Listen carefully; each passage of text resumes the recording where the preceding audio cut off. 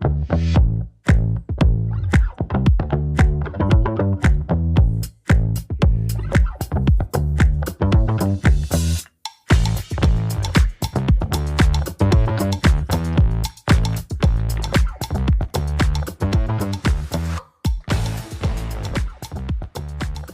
to Bluston Boys, a podcast that's turning the ball over twice on one play. We're one Saints fan and one Cowboys fan, one fan of Who Dat and one fan of Dat Win. We're here to give weekly takes, game recaps, bad betting picks, game previews, and the occasional Seinfeld reference. This week, as we preview Week 15, we will be doing Immaculate Grid coaching matches. So in the spirit of that, our patron Saint/Cowboy of the Week is current Saints head coach, Kellen Moore. Kellen Christopher Moore was born July 5th, 1988, exactly 1 year before the debut of our favorite show, Brandon, Seinfeld. He was born in Prosser, Washington. His father, Tom, was head coach of Prosser High School. Prosser? 1986. I hardly know her. From 1986 to 2008. Winning 21 league titles and 4 state championships. Let's see. According, I'm skipping through some of this stuff here. Moore. Let's see. Kellen Moore was named Gatorade Player of the Year for the state of Washington. He lettered in football and basketball 3 times each. Was named Velocity Prep Star All-American and First Team All-State and Division IIA MVP by the Seattle Times. He was League Player of the Year as well as First Team All-League as a sophomore, junior, and senior, and he was Third Team All-State as a junior. He set the Washington State career records for completions and touchdown passes. He also set single-season records for completions as a junior, yards, and touchdown passes as a senior. 67 touchdown passes as a senior. That's quite a few. Let's see what else we got here. One of his teammates, or his teammates in high school and in college, was his younger brother Kirby Moore, who is currently, I believe, the offensive coordinator at Missouri. Sure. So Kellen Moore attended Boise State. He was a redshirt freshman in 2008. He led the Broncos to an undefeated regular season and a WAC championship, throwing 25 touchdowns and 9 interceptions in 12 games. They lost to TCU in the 2008 Poinsettia Bowl, the first of 2 consecutive bowl meetings for the non-automatic qualifying rivals. Moore was named WAC Freshman of the Year, second team All-Conference. He guided Boise State to a 12-1 record and was named Boise State's most valuable player by a vote of teammates. He was also named to second team All-WAC, and he was the Football Writers Association of America's freshman All-America team. The next year, he threw for a school record 39 touchdowns with only 3 interceptions, led the Broncos to a 14-0 record, another WAC title, and an at-large bid to the Fiesta Bowl against undefeated number 4 ranked TCU. That Fiesta Bowl was controversial because the decision to pit 2 non-automatic qualifying schools against each other instead of having them face automatic qualifying teams. The BCS was criticized for the perception that the risk of both or either team defeating a, quote, power conference team was too great, and that the BCS had TCU and BSU face each other so that the damage of the participation would be minimized. Kellen Moore would finish the 2009 season with the highest passer. Remember when the BCS was the biggest problem? Now we've got this playoff, and maybe we should go back to the computers. That's what I think. Yeah, I don't know. He finished the 2009 regular season highest passer efficiency rating in Division 1A of 167.3. That seems pretty good. So in his first 2 years as a starting quarterback, Kellen Moore did not lose a regular season game. He started against TCU in that Fiesta Bowl, played the entire game, no interceptions, no fumbles, led the team on a fourth quarter 78-yard touchdown scoring drive to take the lead for good and win the game 17-10. The next season, he would lead Boise State to a 33-30 victory over Virginia Tech. The game was highly anticipated, received a 6.8 rating, which was nearly twice that of the next most watched game. Moore had 3 touchdown passes, including a game-winning touchdown to Austin Pettis with a minute 14 left in the game. As a result, Boise State received 8 first-place votes in the Week 2 AP poll. They moved all the way up to 3rd in the coaches poll. Moore got some Heisman hype. He was a finalist for the Davey O'Brien Trophy, the Maxwell Award, and the Manning Award. Those were all won by some guy named Cam Newton that year. Boise State was invited to the 2010 Maco Bowl in Las Vegas, where they beat Utah 26-3.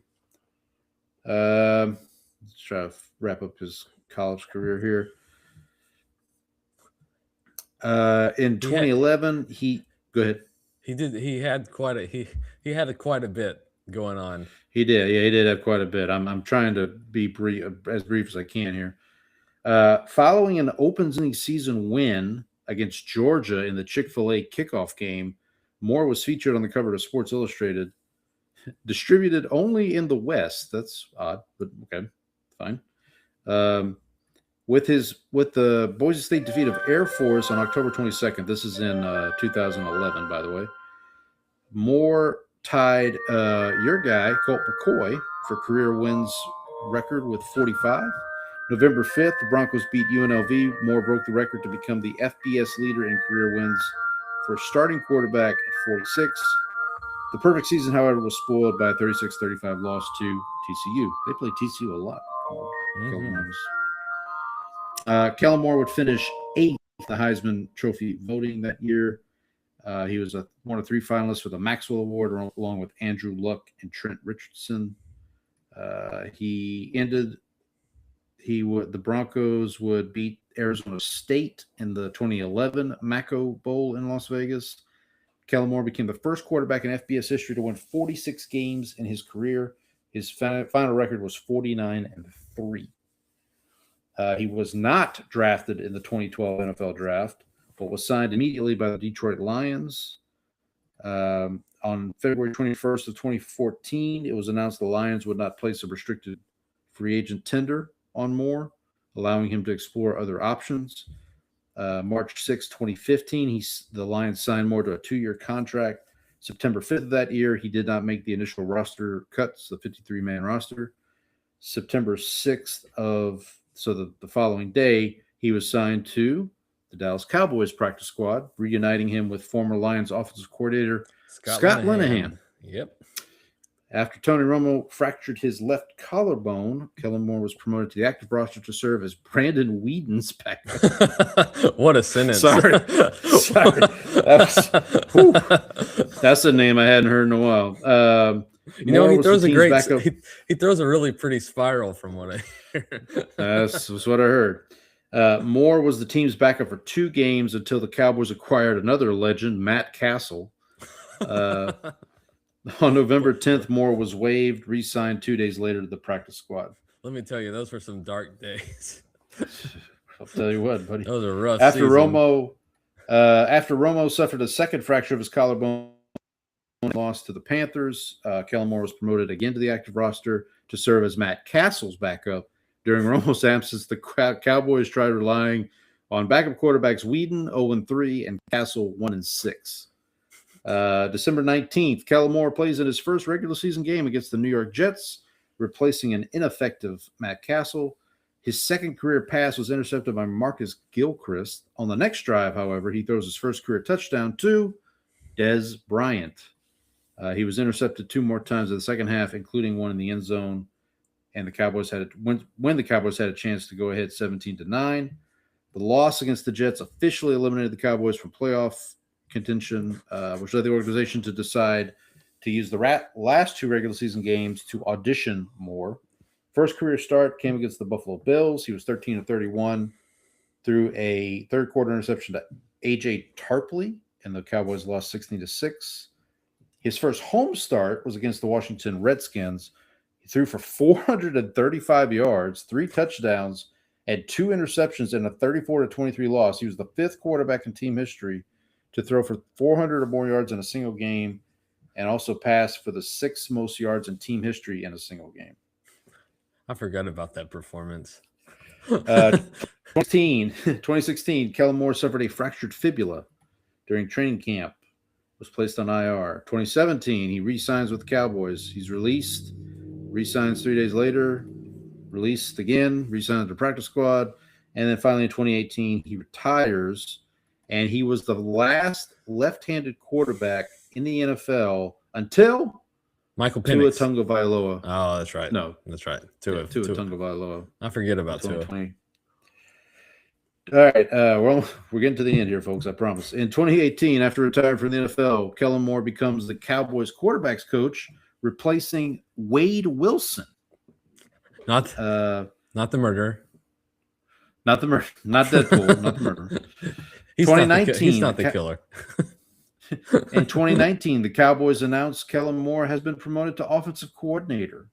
Helps the Cowboys to a top-ranked unit in the NFL by total yardage.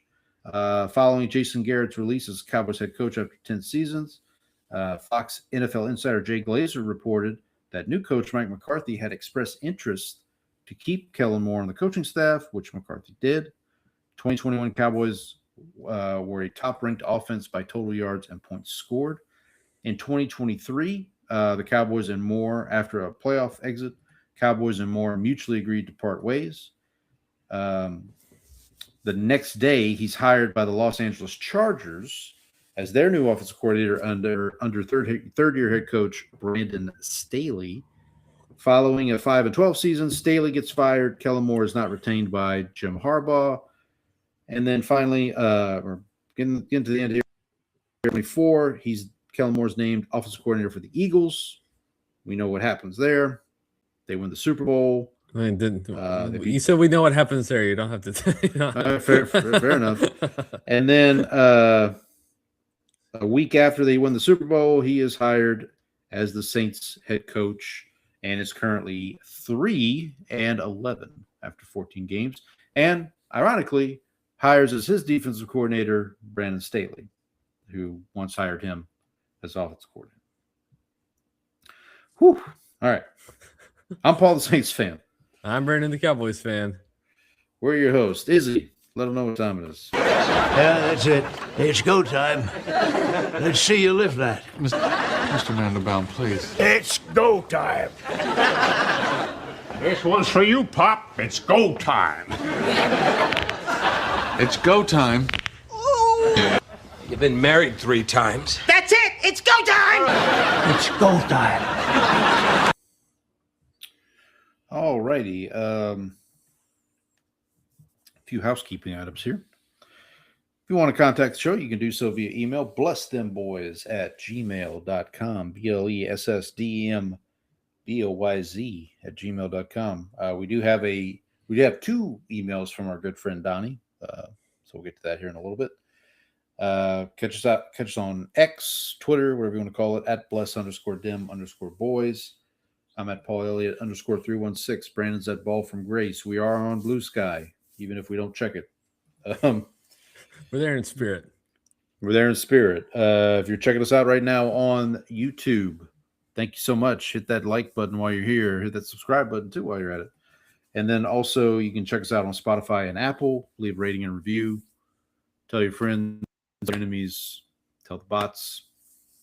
Bots are still going strong. Still get a couple of them. They're hanging around. We do have a lot of football to get into, of both the college and professional variety. But before we do that, we here at Bless Them Boys do pride ourselves on being able to discuss other things. But enough about fish. I can discuss other things, you know. All right, Brandon, what you get up to this week? Well, I think one of our cars died, so there is that. Okay, that's a good start. So actually, no, it's a bad start. The problem is that it won't start. So the starter is dead in it right now. So we are off to a bad start. So we're working on getting that fixed. So that's been fun. This this Saturday we had my company's Christmas party. So it was at the Hilton Americas downtown, across from George R.R. Brown Center. So they had it in one of the big ballrooms, and then so my wife and I we'll just get a hotel room because the company offers like kind of a discount for where we stay, and so we did that. So went to the party on Friday. It was good. Rudy Tomjanovich was there. Whoa! So that was pretty cool. Rudy T. Rudy helping T. helping to draw some of the prize winners. I did not win any prizes this year, Paul. I hate to say. Did he say don't underestimate the heart of a champion? He did not. I'm disappointed. Although I was talking to people at certain points, so maybe he said it and I missed it. So got to be listening. So that was a good time Saturday night. Hung out with coworkers. Ate, drank, be merry. That whole business. You didn't dance by any chance? I didn't dance. There was no full body dry heave set to music, fortunately. Sweet fancy Moses. I do have a music recommendation this week. This album came out a few weeks ago by a band called Sharp Pens, and the album is called Balloon Balloon Balloon. If you're a fan of the Beatles, it's got a really Beatles sound to it. So it's like, especially probably not more their early stuff, probably their middle to later years sort of sound. But if you're a Beatles fan, like Sgt. Pepper's or like Sgt. Pepper into the Abbey Road and those sort of that sort of sound. I don't think it's full White Album, but it does have there's a little bit of the psychedelic touch to it, but not too much. And so if you're into that sort of, it's more Off-White. It's more Off-White. Yeah, like an eggshell. Like an eggshell. Did I ever tell you that story about my wife getting the sheets for the house? I think I did. You might have, but let's pretend you didn't. Okay, so when we moved into the house, we had beds and we needed to get sheets for them. Well, the beds were the same size, and so I told my wife, I was like, "Hey, get two different colors so that we're able to keep them separated easily, so we can tell them apart. Right. This one goes to this bed, this one goes to that bed. So now, brilliant decision by me. I don't know how NASA didn't immediately call me up and say, "Hey, do you want to work on our Mars project?"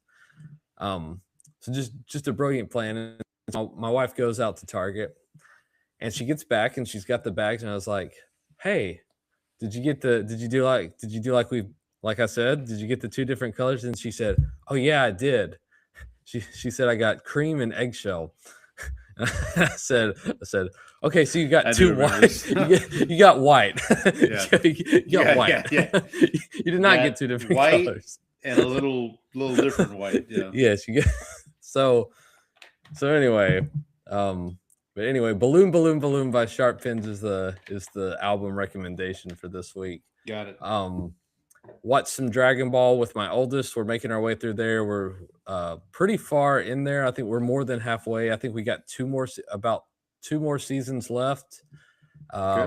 Today I watched episode 3 of season 2 of White Lotus, which is so we're in Italy. The two white, we're in Sicilia. Well, yes. Yeah. So the two wives go to the palazzo and spend the night and have their little outing together. Yep. And then the guys are.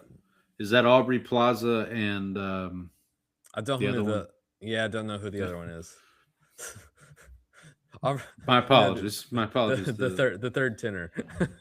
the other wife. Yeah. Yeah. So then the guys are partying back at the place, and what's his name? Theo, the guy from Divergent, he's ordering the hookers up to the room. Yep. So you got that going on. You got what's happening with the family? Oh, that one guy is trying to get with the what's her name's assistant.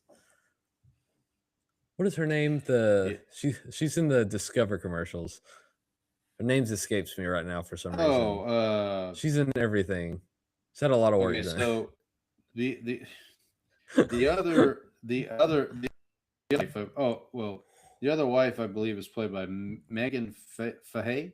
Fahi? Fahey, sure. And then Aubrey Plaza. Who the other in the Discovery commercials? I don't know. Yeah, the Discover commercials. You know who I'm talking about? She's the masseuse.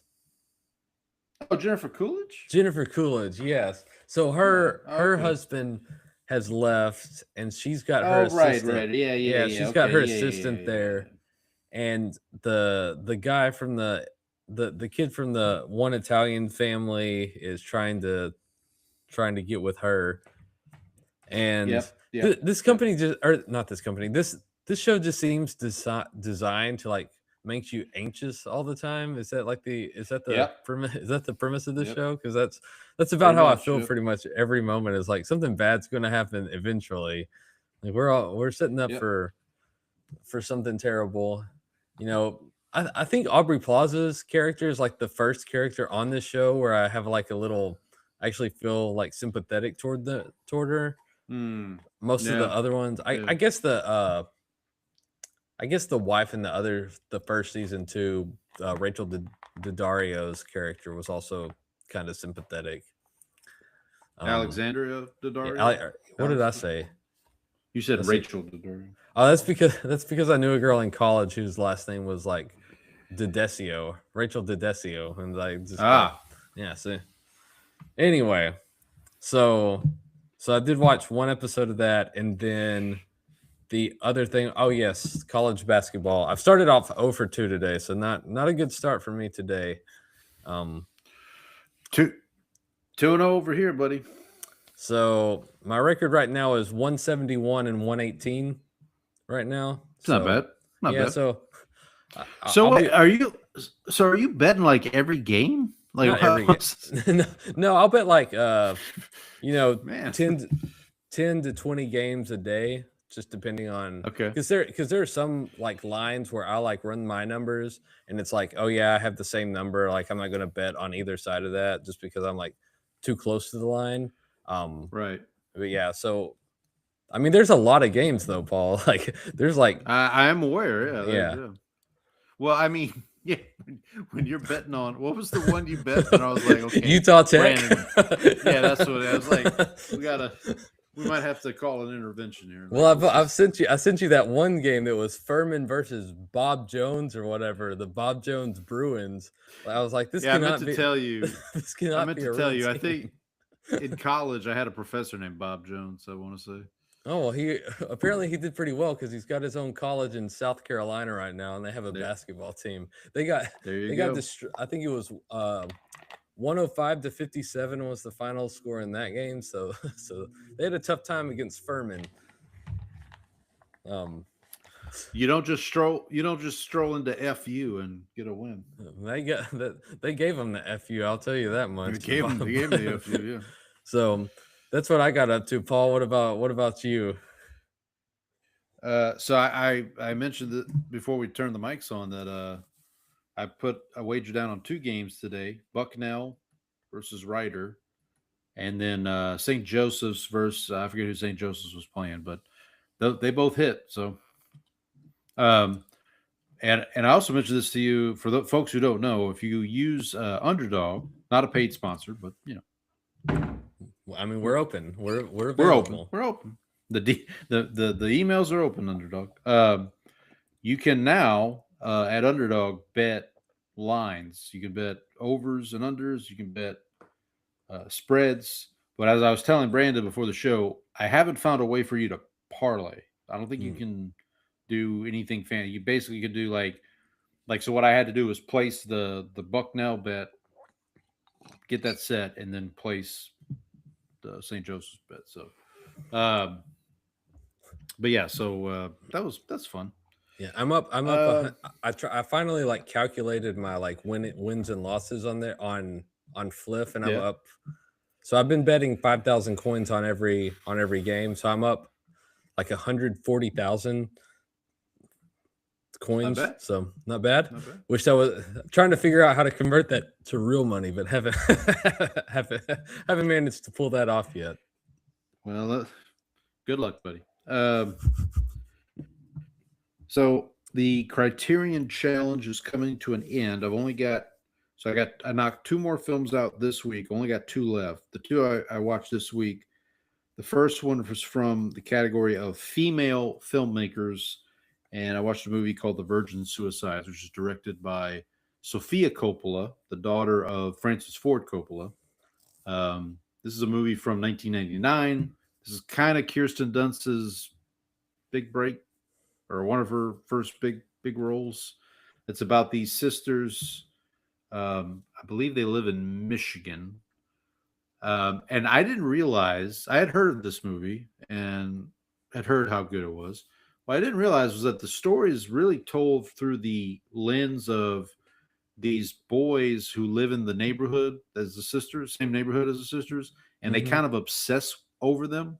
And they're telling the story of like what, like, so it's I think it's 4 or 5 girls, and they live in the house where their parents are kind of strict, kind of, like a very strict mother, strict father. The father is played by Woods. I forget who plays the mother, but yeah, so it's good. I would if you haven't checked it out, give it a spin. It's funny you mentioned that because of 2 things. Because in the episode that I watched today of White Lotus, they talked about Francis Ford Coppola's The Godfather series, Right? and then I was browsing.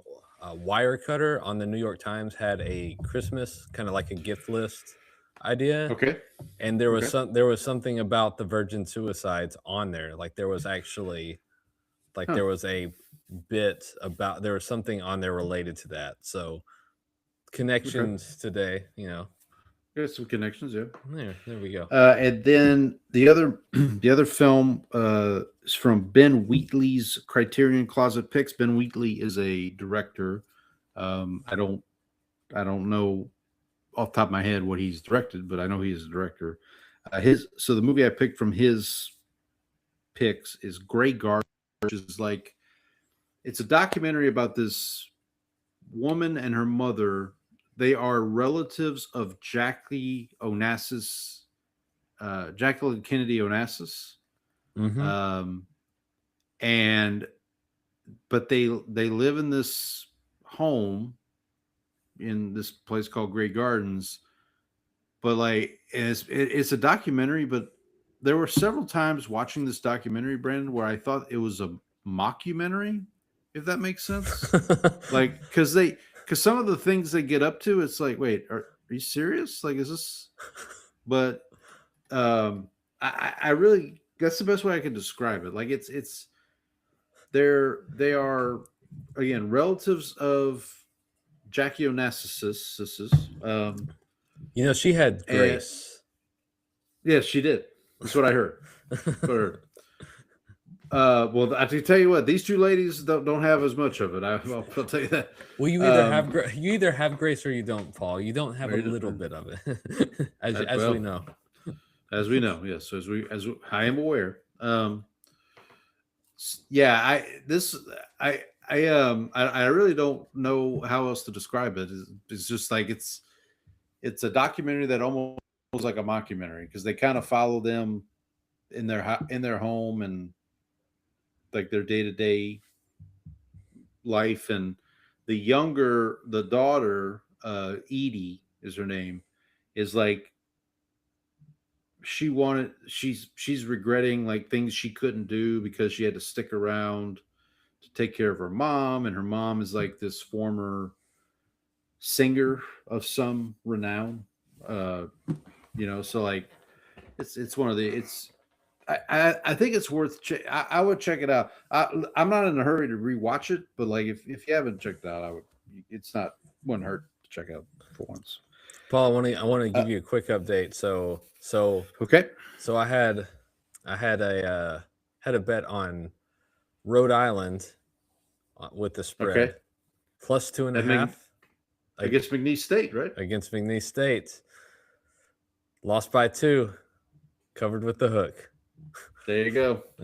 The hook will bring you back. We love to see it. Love to see it. Unless, ask anybody who bet on Raiders Broncos about the hook. That's a tough one. We'll talk about that one later. So I'm with the year ending down. I try to catch up on a couple of 2025 releases that are now either that are on digital. So I wanted to mention first Train Dreams, which is a Netflix movie that was released on Netflix, I think right around Thanksgiving. Wonderful film, beautiful movie. Stars Joel Edgerton. He's a logger living in like early 20th century in Oregon. And it's basically like, it's kind of like a Forrest Gump-like tale. It's like you kind of follow him through his life and different things that happen to him. And there's a wonderful performance from William H. Macy in the movie as well. I would highly recommend it. It came highly recommended, and I would also highly recommend it.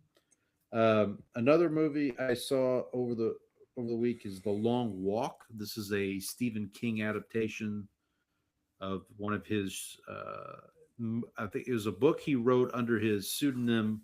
Kevin Steen. I can't remember. Kevin Steen. No, Richard Bachman. Richard Bachman. That's what it was.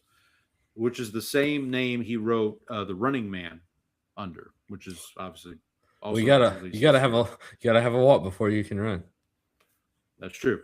But basically, this movie tells the story of young men. So this is kind of a dystopian America, and these young men come together every year to do this long walk. And basically the idea is they have to stay over 3 miles an hour. If they don't, they get 3 warnings. And if they have not maintained or retained their speed by the end of those 3 warnings, they get their ticket, which you could probably guess what that means.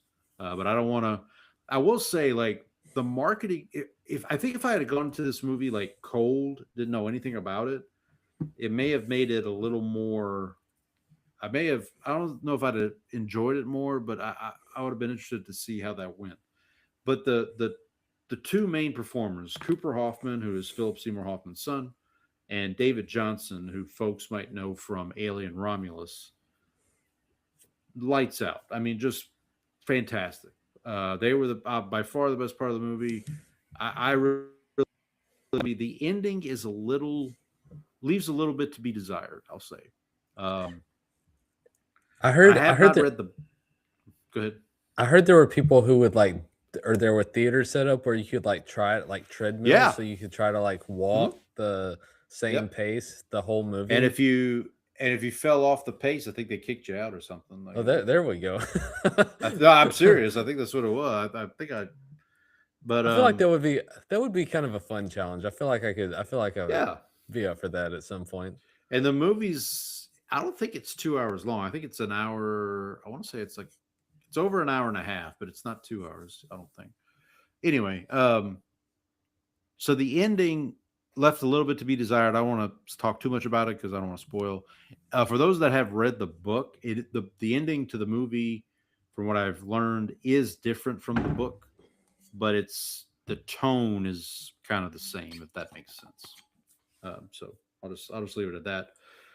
Another one that I watched is Blue Moon. This is a more recent movie. It's directed by Richard Linklater, Houston native, who's directed such things as Boyhood, Before Sunrise, Before Sunset, Before Midnight. This is a movie starring Ethan Hawke as Lorenz Hart, who was a lyricist, a somewhat famous American lyricist. If you've heard the name Rodgers and Hammerstein, who wrote Oklahoma, which I know, buddy, Brandon's one of your favorites. One of your favorites. So my mom, my mom used to watch this all the time when we were kids, and I hated every minute of it. Well, Lorenz Hart might share that. So Lorenz Hart was Richard Rodgers' partner pre-Oscar Hammerstein. So originally, Richard Rodgers asked Lorenz Hart to work on Oklahoma with him. Lorenz Hart turned it down. Rodgers works on it with Hammerstein. It becomes the biggest American musical of all time, or one of the biggest. And so the movie mostly takes place on the opening night of Oklahoma, and then Lorenz Hart leaves the opening night performance and goes into Sardi's, this bar in New York, where he kind of laments his life. It's kind of him looking back on things he's done. It's a wonderful performance from Ethan Hawke. The bartender is played by Bobby Cannavale. I don't know if you know who that is, but he is. You might recognize him if you saw him. But anyway, I would highly recommend this movie. It's another excellent movie. Did anyone ever go, stop, Hammerstein? No. Did not. What a missed opportunity that was. You're right. Absolutely right. Also has a Blue Moon also features a quite a lovely performance from Margaret Qualley. Does it have that song, Blue Moon? It does. Yeah. So okay. Yeah. So here's my dumb moment of the week. I did not make that connection until like 15 minutes into the movie. I was like, oh yeah, that's why they're calling it. There's a song. Well, I knew there was a song. I just didn't realize Lorenz Hart, wrote the lyrics to it. Like I didn't make that connection. Anyway, the last one I'll mention is Companion. This is a sci-fi, kind of a horror movie from the year. Stars Jack Quaid and Sophie Thatcher. Folks might know Sophie Thatcher from Heretic. I think I talked about Heretic. But again, this is another movie where the less you know going in, the better. But basically, Jack Quaid and Sophie Thatcher go off for like a weekend getaway with some friends, and I'll just say it this way, things are not as they seem. I'll just leave it at that. So when you said Heretic, for some reason my mind went to Hereditary. No. Not Heretic. So yeah. So a lot of good stuff. I do, for those that follow me on Letterboxd, which I'm up to over 600 followers on Letterboxd. So thank you to everybody who follows me. I change my top 4 every week. And this week I decided to just put my top 4 movies of the year, 2025, or at least of the movies that I saw. So if you want to check that out. And Train Dreams, that I just talked about, is one of the 4. So it's Train Dreams, One Battle After Another, Sinners, and 28 Years Later.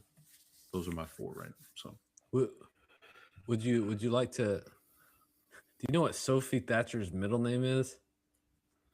Oh, I think I did know this. It's not Michelle. No, it's a biblical name. Got me, buddy. Bathsheba. Oh wow, that is a biblical name. That's a deep cut. I don't know if I. It's a deep cut. I don't know if I wanted. That's a deep cut. That's great. I don't know if I want to name my daughter after the woman who was like assaulted by King David. like got some better characters to name your daughter after. Anyway, all right, buddy. You want to? Yeah, I don't know how we're going to transition out of that, but let's and now for something completely different. And now for something completely different. So college football, so the regular season, well, I guess the conference championships wrapped up over the weekend. I finished for the week, I was 6-3. Finished the season 88-61. I'm in the top. I think it was my final ranking was like in the 300s. So had a good finish to the season. You were pretty good too, 5-4, 83-66. I wonder how I would have done Uh, if I had just stuck with the picks that I made originally instead of trying to switch to catch you. Like I do kind of wonder if yeah, if I had just tried to be my best instead of aiming just to catch you, I wonder if I had been any better. right.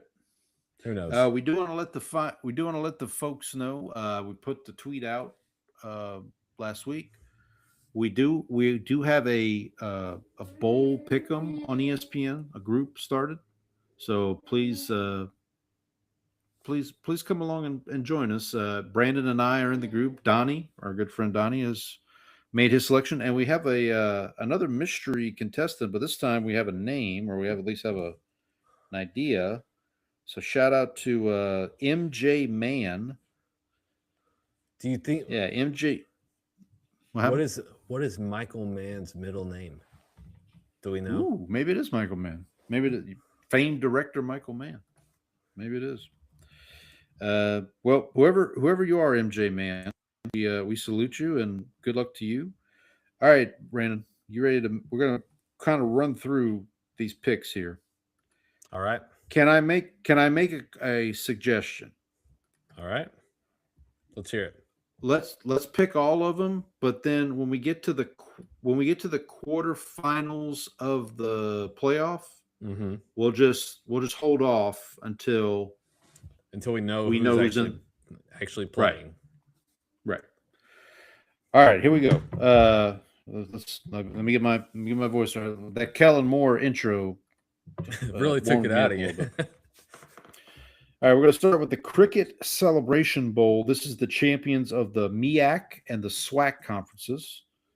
South Carolina State against Prairie View A&M. Prairie View A&M actually right down the street from us here. That is correct. Not too far. Prairie View is getting 1.5 points. I think I'm going to take the 1.5 with Prairie View A&M. I will take South Carolina State. I will take the Bulldogs. All right. Up next, speaking of Kellen Moore, Boise State against Washington in the. Let me add one thing. I'm going to take the South Carolina State Bulldogs just based on the fact that they got a dog in their mascot is a dog in a sweater, like their logo has a dog in a sweater walking with a ball cap on, like that. That goes hard. That's pretty good, actually. You make a fair point. Boise State, Washington. This is the Bucked Up LA Bowl. All right. This is the Chris Peterson Bowl, right? Didn't Chris Peterson coach both of these teams? That's right. I believe. Wait, was Chris Peterson Washington or Washington State? I think he was Washington. I thought he was Washington. All right, so Boise State getting 8.5. We got Andy in the chat. Andy said he's going to join too, so shout out to Andy. All right, get in there, Andy. Andy's here to make sure we don't talk bad about the Bears. Yeah, he's also here to tell Donnie that he sucks, right? that too. Yeah, that too. Let's see. I'll let you go first, Brandon. Where are you going in this? In honor of the show's patron saint / cowboy, I will be taking the Boise State plus the points. Yeah, I'll do the same. What the hell? All right. Up next, we've got is this IS4S Salute to Veterans Bowl? Okay. Troy, shout out to Marcus Ware. Yep. Against Jacksonville State. Troy laying 3.5. I think I'll lay the 3.5 for Troy. I am laying the points with Troy. Update from Andy. Donnie certainly does suck. All right. Up next, we got Staff DNA Cure Bowl, Old Dominion. Buddy, the names of these bowls are incredible. There's something else. I'm just reporting the news, man. I don't know what to tell you. Old Dominion against South Florida. South Florida just hired who was the coach that they just hired? Brian Hartline from Ohio State, the wide receivers coach from Ohio State. Also, former receiver Brian Hartline Former played receiver. for the Dolphins. Sure. But he basically all those good receivers that came out of Ohio State over the last couple of years, Brian Hartline was their coach. So I'm gonna lay the points with South Florida. I am laying the points with South Florida, and I will confirm Brian Hartline, wide receiver for the Miami Dolphins and the Cleveland Browns. Ah, there you go. Oh, up next we got he had 2 1,000-yard receiving seasons for the Dolphins. So how about that? Grid, yeah. How about that? Good for him. All right, 6'8", not 6'7", 6'8" Ventures Bowl. Louisiana Raging Cajuns against the Delaware Blue Hens. Shout out to Joe Flacco, Delaware alum. The Raging Cajuns laying 2.5. I guess I have to lay the 2.5 with my. I will lay the 2.5 as well. And we both lay. Did we both lay the points with South Florida? Is that right? Yes, I did too. Okay. Up next, Myrtle Beach Bowl, Kennesaw State against Western Michigan. The Broncos of Western Michigan laying 4.5. Shout out to Marshawn Nealon.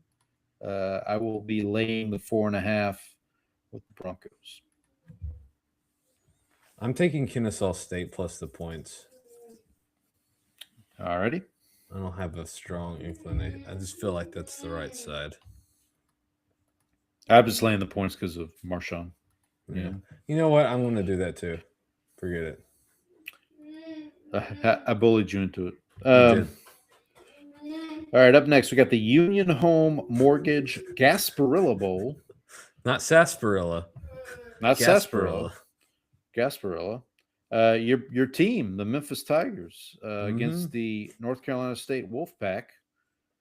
I guess I'll take the 4.5. Yeah, so this is interesting because I think Memphis is good, but I also worry that they're going to lose a bunch of people because they just lost their coach, right? Yeah, they lost their coach, and I'm worried. I may switch this if I start to see a bunch of players pulling out of it. But I will. For now, I'll take Memphis plus the points. We could talk about after we make all the picks. We could talk. Maybe now's a good time to talk about all the teams that decided not to do bowl games. Obviously, Notre Dame being the big one, the biggest one. But like Iowa State, which Iowa State makes sense. They just lost their coach to Penn State. Kansas State, I think, also declined. So, I got no problem. Rick Neuheisel was on somebody's show this week, and he thinks they're going to get to a point where the bowl games are going to be at the beginning of the season as opposed to the end. But I don't know. We'll see. All right, up next. Now we get into the college football playoff here. We'll start first round game, the Jalen Hurts Bowl, Alabama at Oklahoma. The Sooners are the home underdogs. They are getting 1.5. Winner of this game travels to Pasadena to take on the Indiana Hoosiers, the Rose Bowl. I guess I'm going to lay the 1.5 with Alabama. I don't understand this line because Alabama moved the ball all over OU when they played, and the only reason OU won that game is because Alabama turned the ball over 5 times. So this seems like an easy Alabama minus the 1.5 all day for me here. Yeah. This is one of 2 rematches in the college football playoff first round. We'll get to the other one here in a second. Up next, we've got Miami traveling to College Station, take on the Aggies. Aggies are laying 3.5. Winner of this game will play Ohio. Does this one go to? Oh, yeah, this one. Yeah, goes it does. It goes to Ohio State. In the what bowl though? Is it that's not the orange? It's not the sugar. Rose.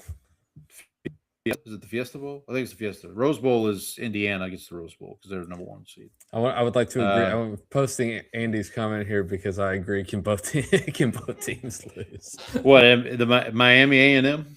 I assume that's I what he's mean, talking. He just said I just saw him put that up, so like I assume that he is sure. referring to that. To answer the question, no, both teams cannot lose. That's not how this works. I'm going to take the 3.5 with Miami. What the hell? Well, I'll lay the points with A&M. This would be funny though because I've been on the giant crusade of A&M ain't played nobody, and so Right. it would serve them right if they like lost to Stetson. Is it Stetson? Okay. No, not Stetson Bennett. No, Carson Beck. Carson Beck. Yeah. Carson Beck. Man. All right, up next. This is the second rematch that I mentioned. Tulane traveling to Oxford to play Ole Miss. The Tulane Green Wave getting 16.5 points. So very interesting here. Ole Miss opted to not let Lane Kiffin coach, while Tulane is opting to let John Summerall, I believe, if I'm not mistaken, Summerall is coaching this game, right? Tulane in the membrane. Yes, I think he is. So now Ole Miss put belt to ass earlier this season against Tulane. So I don't. And by the way, the winner of this game gets to go to the Sugar Bowl against Georgia, which would be interesting for Tulane because it basically would be a home game for them if they got that far. I guess I'll lay the 16 and a half. I'm going to take the points. I'm going to say that the Lane Kiffin saga is playing an emotional impact here. Oh, Andy. Yeah. So Andy's confirmed two things. First, he said it was for Bama, Oklahoma, which both teams can lose. Okay. But he does confirm that Summerall is coaching. All right. Well, good for them. Good for them. And then finally, we have James Madison against Oregon.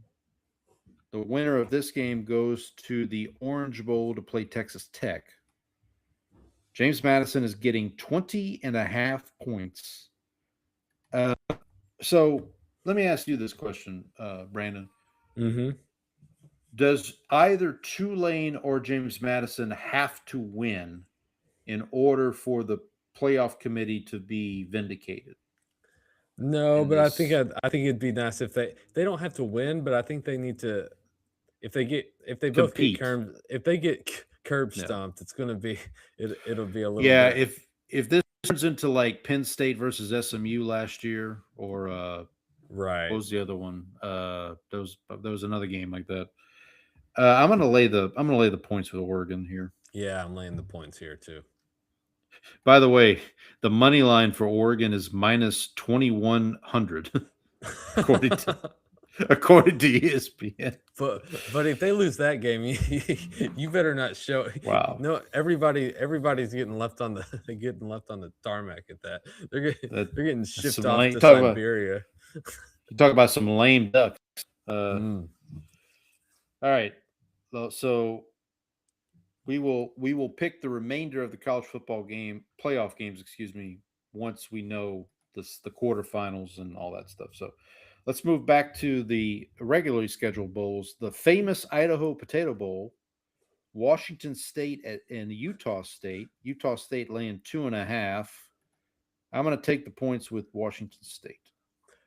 You know, when you said the famous Idaho Potato Bowl, I thought you were calling it famous, but it is actually called the famous Idaho.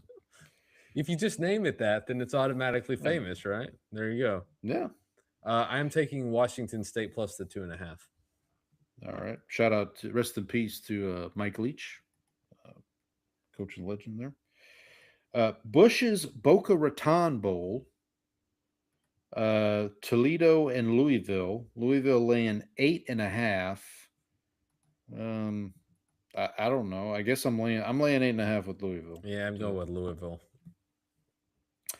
The New Orleans Bowl, Western Kentucky and Southern Miss. Southern Miss is getting 3.5. I'll lay the 3.5 with Western Kentucky. They do have a great mascot. They do. But I'm going to take the Southern Miss Golden Eagles plus the 3.5.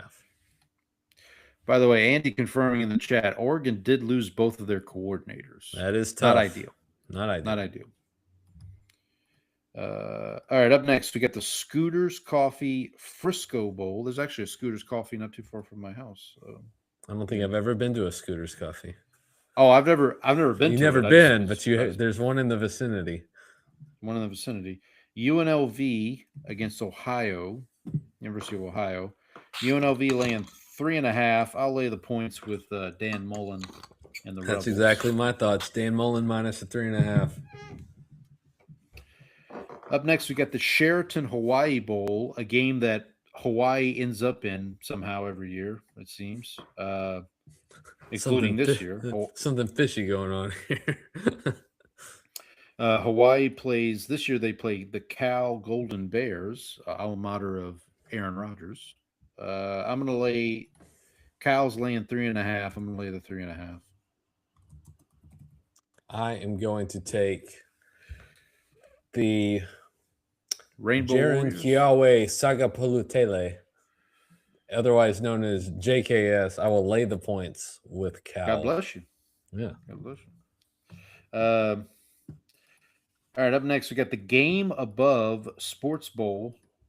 I mean, these names are it's getting ridiculous at this point. What's the game below the Sports Bowl? That would be Saints Titans here in a couple weeks. The Toilet Bowl. The Toilet Bowl. Central Michigan against Northwestern. Northwestern laying 13.5. I don't know. I guess I'll lay the 13.5 with Northwestern. I'm going to take the Chippewas. Yeah. Up next, we got the Rate. Up next, we got the Rate Bowl. All right, now we're just getting lazy.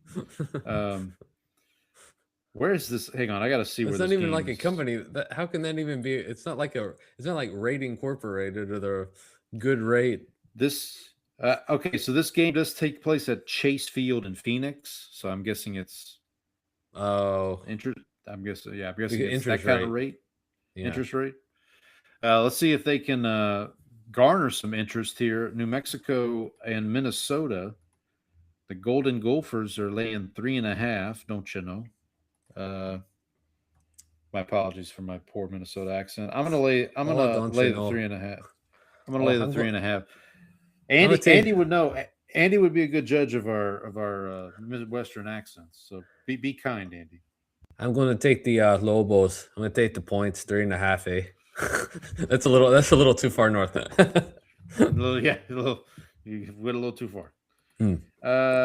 All right, up next we got the Serve Pro First Responder Bowl.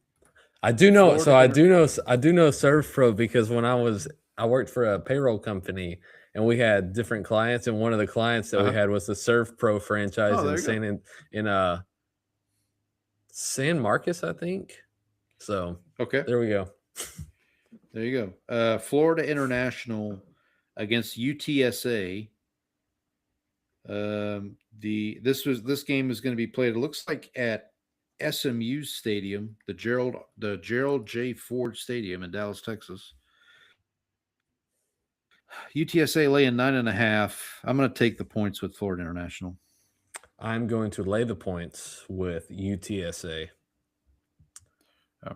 Andy says also that that Rate is a mortgage company, which I guess makes sense. And they have the naming rights for the White Sox Stadium. And Andy is a loyal supporter of the White Sox. So that's rough. And Andy's our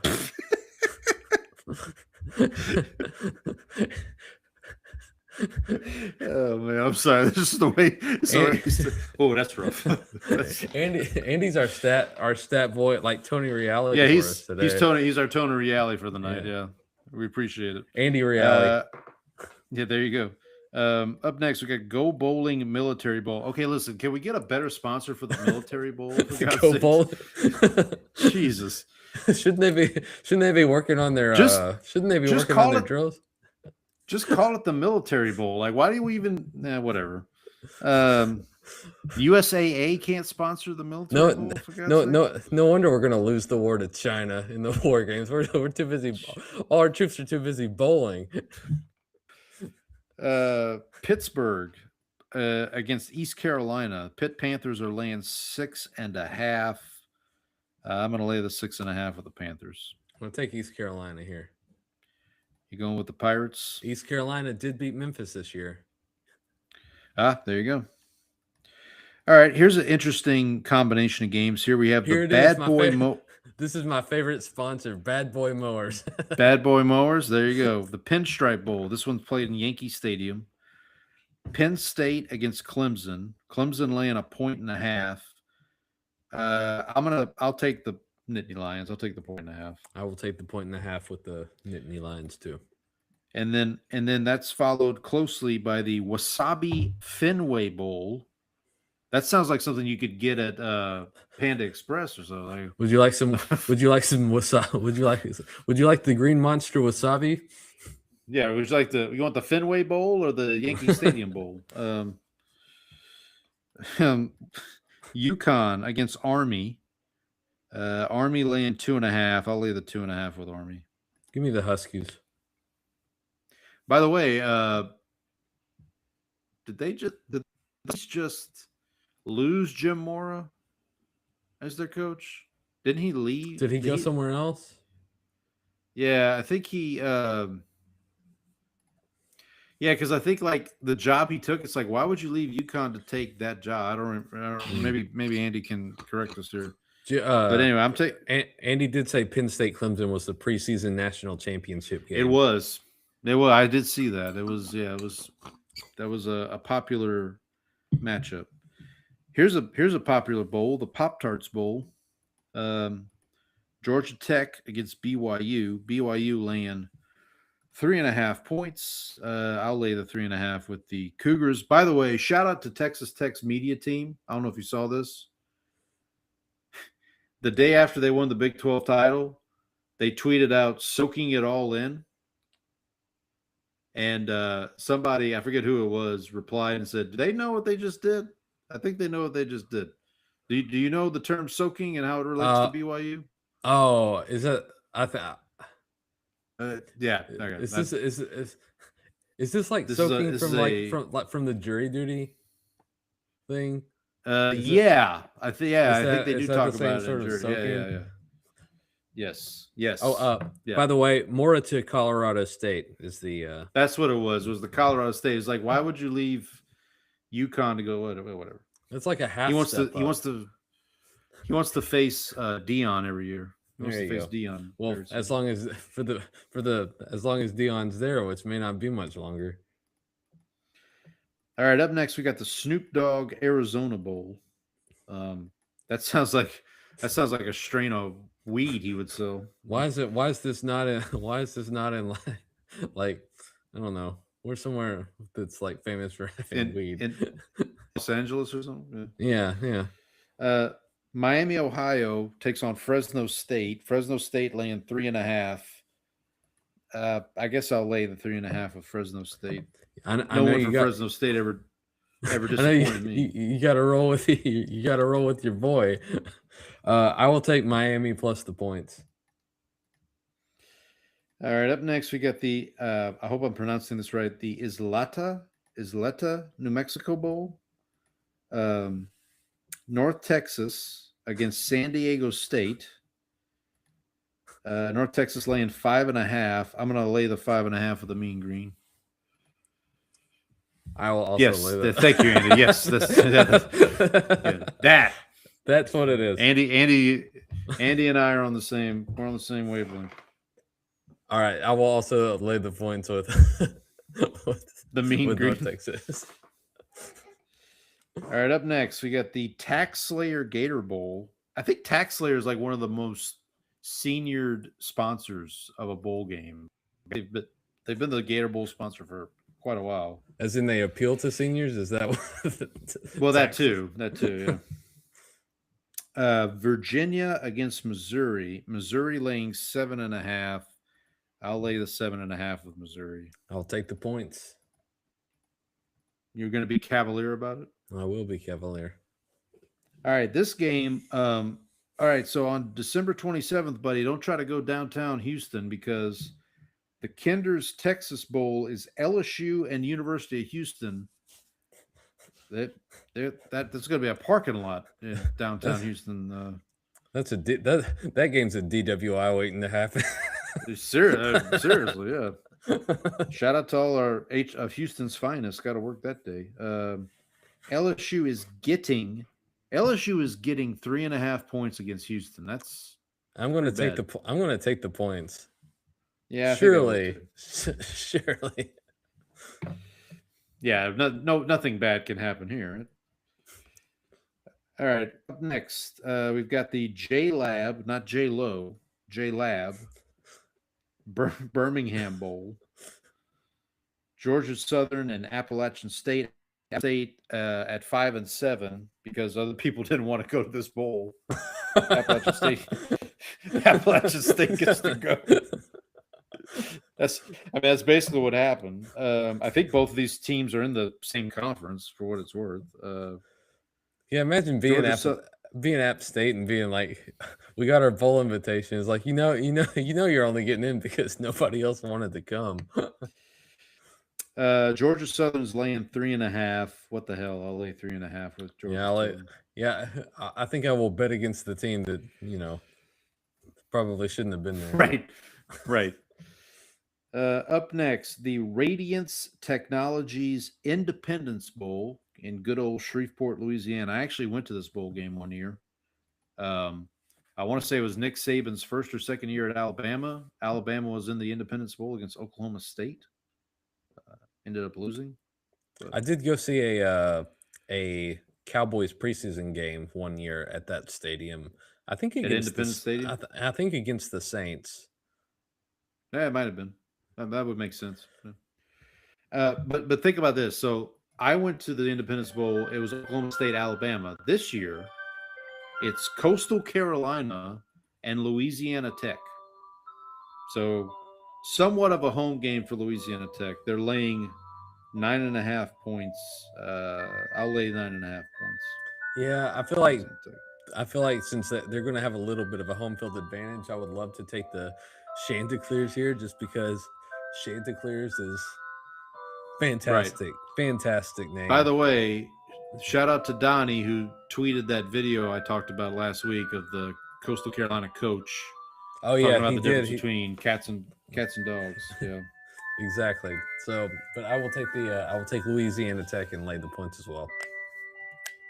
Shout out to Carl Malone, alumni of Louisiana Tech. All right, up next, Liberty Mutual Music City Bowl, the Tennessee Volunteers and the Illinois Fighting Illini. This will be kind of a home game for Tennessee because it's in Nashville. Tennessee laying 6.5. I'm going to take the team in orange. There you go. I'll lay 6.5 with the Volunteers. I will lay the 6.5, and I will also give you an update on what a Chanticleer is. A Chanticleer is a proud, fierce rooster, a name derived from Chaucer's Canterbury Tales, famously the witty hero rooster in The Nun's Priest's Tale, and is also, as we know, the mascot for Coastal Carolina. Representing courage, announcing the new day, and a symbol of pride. I really would love it if their mascot was Little Jerry. Like if it was just. There we go. I might have to change my pick. I'm gonna have to consider that next time. All right, up next we got the Valero Alamo Bowl, USC against TCU. TCU getting 6.5. I'm gonna lay the points with the Trojans. I'll take the points with the Horned Frogs. Very good. Up next, the ReliaQuest Bowl. This game is played at the Buccaneer Stadium in Tampa. We got two teams in black and yellow. Well, I was going to say, and two teams that are associated with me. That is Iowa and Vanderbilt. So my wife's family are all Hawkeye fans, and I work for Vanderbilt. So so it's kind of a tough one for me. Iowa getting 4.5. I'm gonna take the 4.5 with Iowa. Vanderbilt could be fielding the Heisman Trophy winner, Diego Pavia, in this game. Although it's probably gonna be Mendoza, I would imagine. After it feels like we didn't have a good Heisman season. Yeah, this year. Yeah, the 4 finalists were Mendoza, Pavia, Jeremiah Love from Notre Dame, and I don't even remember who the 4th one is. Yeah, it just like last year we had 2 guys who any other year both would have won the award. Like Right. if Ginty was having the season that he had any other year compared to like what Travis Hunter did, Ginty wins it easily. But since he was going against the guy who played every snap on both sides of the ball, he didn't end up winning. This year is just like pretty mediocre. This feels like this feels like a Jason White Heisman sort of year. Yeah. Shout out to Jason White. Jason White's catching strays on our show. How you like that name? How you like that pool? I'm gonna leave it to the UT alum to pull out an Oklahoma Heisman Trophy winner from years gone by. I will lay the points with Vanderbilt. You're going with the Commodores, okay. All right, up next we got the Tony the Tiger Sun Bowl. Arizona State Sun Devils against the Duke Blue Devils. This matchup is absolutely devilish. It is absolutely devilish, and hopefully it is great. I hear the winning team will get to pick a Tony the Tiger to send into a toaster and eat. Yeah, they should have put these 2 in the Pop-Tarts bowl. Yeah, there you go. Anyway, Duke is laying 1.5. I don't know. I'll lay the 1.5 with Duke. What the hell? I'm laying the 1.5. That's the ACC champion. That's an ACC champion. Yeah. Duke By the Blue way, Devils. By the way, whose coach with a straight face said that they should be in the playoff, but that's is what it is. The Cheez-It Citrus Bowl. Here's one you're going to be watching, buddy. Michigan. I woke up feeling cheesy, Coach. There you go. Michigan against your Longhorns. Your Longhorns are laying 5.5. How are we feeling about Arch Manning? Is Arch Manning coming back next year? That I have no idea. Okay. I have no inclination one way or the other. It'll be I'm gonna take the 5.5 with the Wolverines here. I'm actually gonna lay the points here. Which is your right to do so. I will and I will note that I told you this, but the UT played Michigan in the Rose Bowl my senior year of high school. Oh yes, I remember this game. Yeah, which was just like after I had just like committed and decided, like had applied there, was planning to go there. They had this game. Me and my roommate, the guy who he was on the tennis team with me, ended up going to UT as well. Was my roommate for first 3 years of college. We watched this game in our tennis building, and then, of course, the next year was 2005, my freshman year of college, and UT ended up going on to beat USC in the national championship game that year. Of course. So, hopefully, this is well, hey, there you go. Yeah, this could be an omen of for what's to come next. Well, they do, that year where they won the national championship, they also played Ohio State and beat them in like the second game of the season. And I believe next year they also play Ohio State again. So there you go. All right. Up next, we've got the SRS Distribution Las Vegas Bowl. Nebraska and Utah, the 2 Utes. The Utes are laying 2 touchdowns, 14.5 points here. I'm going to lay the points with the Utes. Yeah, I will also lay the points. All right, we're going to skip over the 4 quarterfinal games. We will come back to that next week once it'll be, hang on. Eventually. We'll come back to it. Ooh, yeah, we may. Yeah, that might get sticky. All right, but we'll skip them for now. Moving on to the Lockheed Martin Armed Forces Bowl. See, that sponsor seems a little more. Lockheed Martin seems a little more. Yeah, there you go. Yeah. Rice against Texas State. Rice, another 5-7 team. They got a bowl bid here. Rice is getting 9.5 points. I'm going to lay the 9.5 with the Bobcats. I ain't betting on food. I will lay the points. Up next, the AutoZone Liberty Bowl, and appropriately, Navy is in the Liberty Bowl against Cincinnati. Navy is getting 1.5. I'm going to take the 1.5 with the midshipmen. This game takes place in Memphis, Tennessee. It A does. place that Navy is familiar with, being that they play Memphis annually. Yeah. There you go. I will also take Navy plus the 1.5. All right, and then we got the Duke's Mayo Bowl, Wake Forest and Mississippi State. Mississippi State, another 5-7 team. They got a bowl bid here. Wake Forest, but they're favored. They're the favorite in this game. What does that tell you can't about explain what does that tell you about the ACC? Mississippi State laying 2.5 points. I'm going to take the 2.5 points with the Demon Deacons if for no other reason. Like, got to show some pride. I'm gonna lay the points here. All right, and then last for us for now, the Trust and Will Holiday Bowl. I don't know who Trust and Will are. I know. Is that like Will? Is Trust the person that Will found after he left Grace? Maybe that could be it. That could be what it is. Arizona against SMU. Arizona laying 1.5. I will lay the 1.5 with the Wildcats. I feel like every time I've watched SMU, they're doing something stupid. Like every time I turn them on, it's like so. Based on that, this is very scientific. I will lay the 1.5 with Arizona. All right, so we have made 39 of our 46 picks.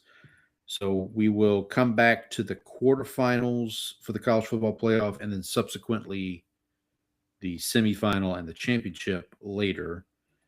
But yes, please, we hope you guys can join us. I know Andy said he's going to fill out his bracket there, or his entry. So please come and join in on the fun. Fade them boys, as it were. Although fade them boys, that hasn't worked in college. We've actually been good in college. It's that's true. That is true. That is true. Speaking of the NFL and where we struggle, let's move on to the NFL. Before we move on to the games, a quick recap of our bad picks from last week. Our preseason picks. I was even Steven for the week, 7-7, 122-86 for the season. You, kind sir, were 5-9 for the week. Rough week for me. Rough week. You're still 2 games better than me. You're 124-83. I have 5 teams correctly predicted so far this season: Falcons, Bucks, Texans, Lions, and Vikings. You have 4: Jets, Texans, Giants, and Falcons. So we both had the Falcons and the Texans correct so far. Yes. So, and I will point out that that I had 5 last week, and then my week was just so bad that I ended up losing one. Oh, okay. So there you go. Okay, against the spread, I was 5-9 for the week, 84-124 for the season. Brandon 8-6, 97-111 for the season. Our friend in the chat here, Andy, leading the way, 103-104. He was 7-7, right? Yeah. Yep. 7-7. Yeah. He was and then Seagram's and 7-Up and right, Seagram's. Right. And then Andy's nemesis, it appears, Donnie, was also 7-7 for the week. He's 102-105. So it looks like, so he's a game behind Andy in the spread. Confidence, I was 8-6 for the week, 83 points, 120-87 for the season with 1,040 points. Brandon's still leading the way, 10-4 for the week, 76 points, 132-75, 1,163 points. So I'm in second place, but I think that's only because Andy missed Andy and Donnie, picks. Andy and Or Donnie no. forgot to put in their picks one. Andy number 1, Dim Boys, blah. Yeah, that's about right. That one's not going on the screen, Andy. I award you no points, and may God have mercy on your soul. But he says in his best Iron Sheik. There we go. The Iron Sheik, of course. Okay, so no team clinched their over or under this week, so we're still at 12 teams settled so far. I was still leading the way at 8-4. I didn't post. I don't have the standings here, but I know I'm 8-4. So feather in my cap. And then finally, our win-loss game for the season. I am through 14 weeks. I am leading 130 to 122. Which of us has Colts losses? Is it me or you? You. Okay, so I might get a boost here coming up. We'll talk about that in a little bit. But all right, buddy. Let's move on to one of our new segments here, where we got to support the team. Oh, hold on. Sorry. Oh, I was trying to open up the picks thing so I could actually make my picks, and then Firefox is not wanting to.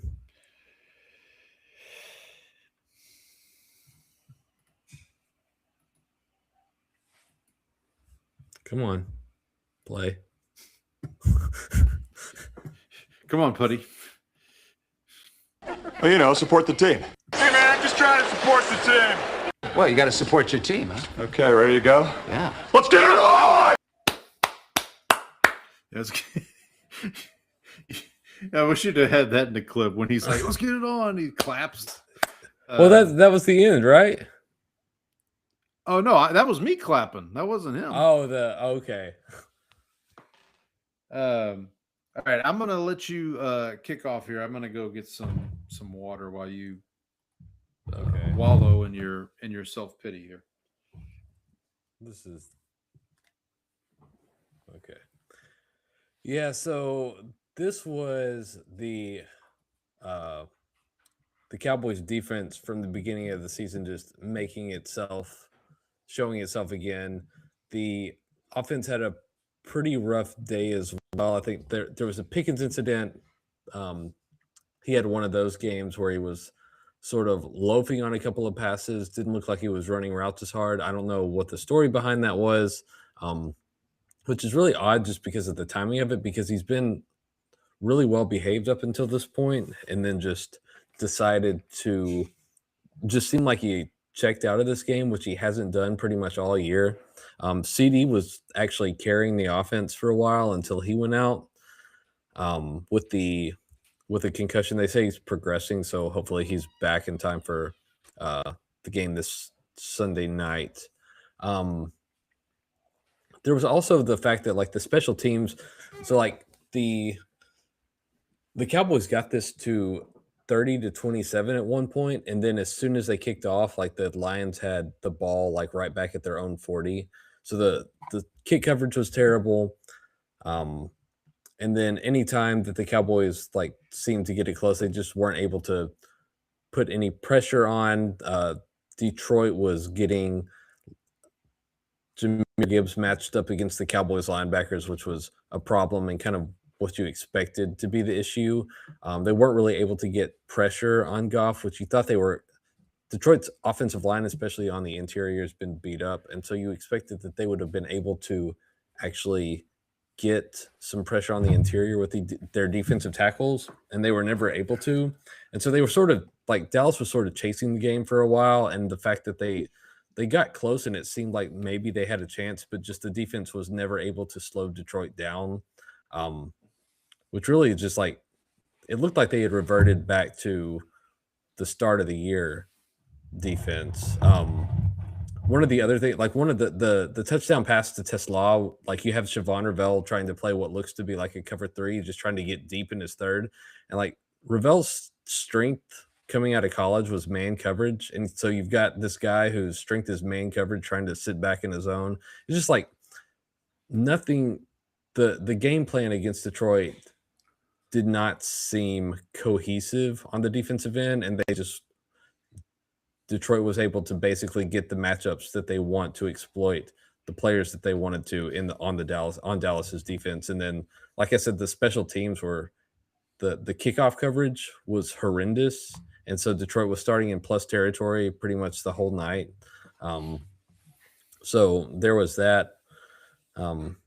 Just a lot of miscues. I think also I didn't like the fact that they didn't go for it at the end of toward the end of the half. They had like a 4th and short in Detroit side of the field. They opted for a long field goal, made it, but Detroit had 50 seconds left, but due to the fact that the kick coverage was so bad and the defense couldn't get any stops, like Detroit basically just marched straight down the field and was able to kick a field goal of their own to so basically negated the Cowboys' points there. So it was just really bad defensive game. I don't think Dak had his best game. He settled in eventually, but like once he lost CeeDee Lamb, and George Pickens was checked out, like things just sort of the offense kind of stalled a little bit too. So that was it, Paul. Okay. I did want to mention what I'd like to do as we review the games here for each of the teams. I'd like to take a quick pulse check of the coach and the quarterback. So for this game, for the Cowboys, you're good. Like Schottenheimer's going to be back next year. Dak's going to be back next year. No problem. Defensive coordinator might be. We're not going to. For the Lions, I mean, Campbell will be back, but they've got to start thinking about the post-Goff period, right? Like I know they drafted Hendon Hooker like last year or year before. I just don't know. Is Goff getting to a point where like he's gonna? I think Andy's laughing about our defensive coordinator. What does Andy know about Matt Eberflus? I'm sure he has I'm sure he has lots of positive things to say about it. I'm sure he does. Yeah, we can't put those on the screen. Can't put those comments. But so I'm just, that's the only thing I would be curious with Detroit is like, do they maybe, depending on where they finish, if they don't make the playoffs, maybe they go into the offseason looking for a young quarterback to kind of bring up behind Goff. Moving forward. The problem is you're probably not gonna. I guess it depends. I mean, maybe I don't know if they would spend the first round pick on one yet. I don't. I think first round pick, but like if they find somebody that you know how this goes, you find a prospect you like in the second or third round, and you just feel good about. I don't know. Just food for thought. So the Saints actually won a game. Presented by Dirk Johnson. You don't seem as excited as you normally would be for. Okay, so here's the thing. The Titans also won a game. So the Saints actually screwed up in reverse here because if they had lost, then their draft pick would have been higher. But I will take Tyler Shough playing as well as he did under the conditions in which he played as well as he did over better draft position any day. I mean, this game was ugly. It was in the rain. Shough he's playing with backup offensive linemen. He's got the Devin Neal, who's our rookie running back out of Kansas, is starting. Kamara's not even playing. And Shough plays one of his better games. I mean, he has 2 rushing touchdowns. He has the one at the end. I don't know if you've heard the Kevin Harlan call of that. Excuse me. I have not. Of that run. You should check it out. I mean, Kevin Harlan, first of all, is one of the best in the business. Anyway, but yeah, I mean, it was really something to watch Shough play well. In fact, one of his There was a video I saw Monday morning. There was a throw he made to the far sideline. So he's on the left hash. They're on the left hash, and he makes the throw to the right sideline, and his arm gets hit as he throws, so he can't even fully complete his motion, and the ball still gets there. To I think it was Olave or maybe Valet, one of them. So like he definitely has the arm talent. I mean, he's definitely improved since the preseason. I sent you the tweet from Jeff Duncan that said, had he been starting the whole time, the Saints would be competing for the division. Settle down. Let's just settle down. Settle down. It's just it's not like the reason he is here is because he took all that time to develop. Right. Like, yes, he would have. I didn't realize exactly like this the entire time. I thought Skip Bayless had some bad tweets, which he does, but I mean that's let's just settle down. It's more surprising. It's more surprising when Skip Bayless has a good tweet. He had some whoppers last night during the Monday night game. I sent you a couple via text. Yep. But okay, so overall, the other thing I'll mention, the Saints defense last couple of weeks has been playing really well under Brandon Staley.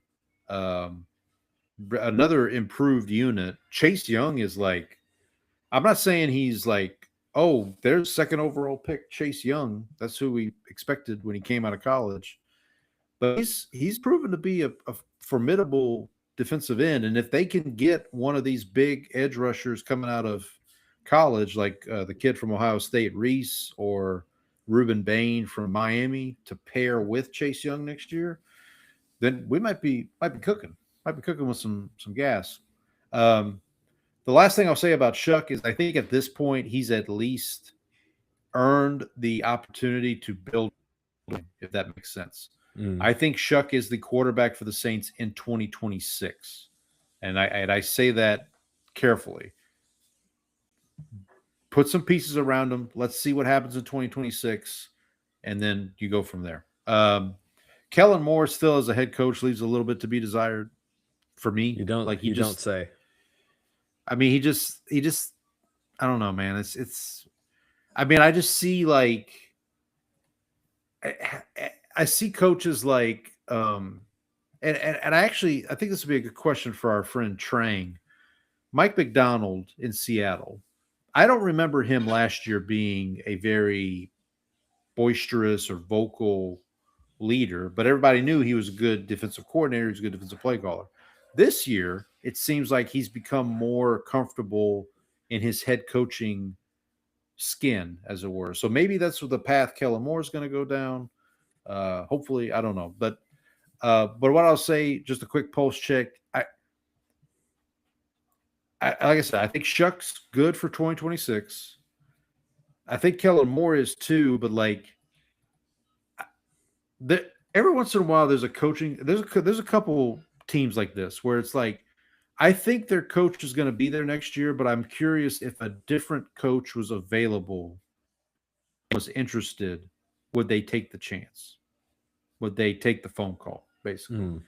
Not saying the Saints are going to do that. The Saints are pretty low. I mean, hell, Saints kept Dennis Allen for.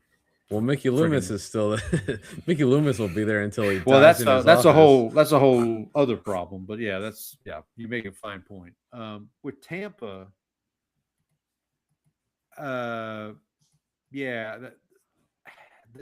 this Tampa season, they're now 1-4 since their bye week. Like we were talking about Tampa Bay being the number one seed in the NFC at one point, and now it's like they're not even going to win the division. It looks like Carolina's possibly going to catch them. Yeah, I was, and I think we talked about it on the show, but I was kind of like, this Tampa looked like a very flawed. I mean, the one seed seemed like a little bit pie in the sky, just based on. Right. They were winning a lot of close games, and then they were continuing to like suffer injuries that have just like. Yeah. It was that game against the Rams for me. When they played the Rams and got boat race, it's like, okay, well, you're not. This is not. Yeah. But what I'll say for next year is Tampa might be in this situation. Like, how far? What is their ceiling with Todd Bowles as head coach?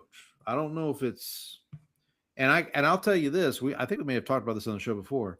I bet you if you asked the Tampa Bay GM, I'm curious to know if you asked the Tampa Bay GM, he probably wanted Liam Cohen to be the head coach, The next coach. The next coach, and then obviously Cohen does what he does and goes to Jacksonville. But I bet you if they could do it over, they'd be like, Todd, thanks for your service, but we're gonna Get out. Yeah. Get out. Yeah. Yeah, exactly. So I'm curious to see how this. So the Saints actually can play spoiler again this week because they host Carolina and they've already beaten Carolina. So very interesting. The Saints 3 wins. 2 of their 3 wins are road divisional wins against Carolina and against Tampa. So just food for thought there. All right, let's move on to our next segment. Really, really great. Just great, really great, really, really great. Don't you think so, Elaine? Yeah, really great. Paul, you kick this one off.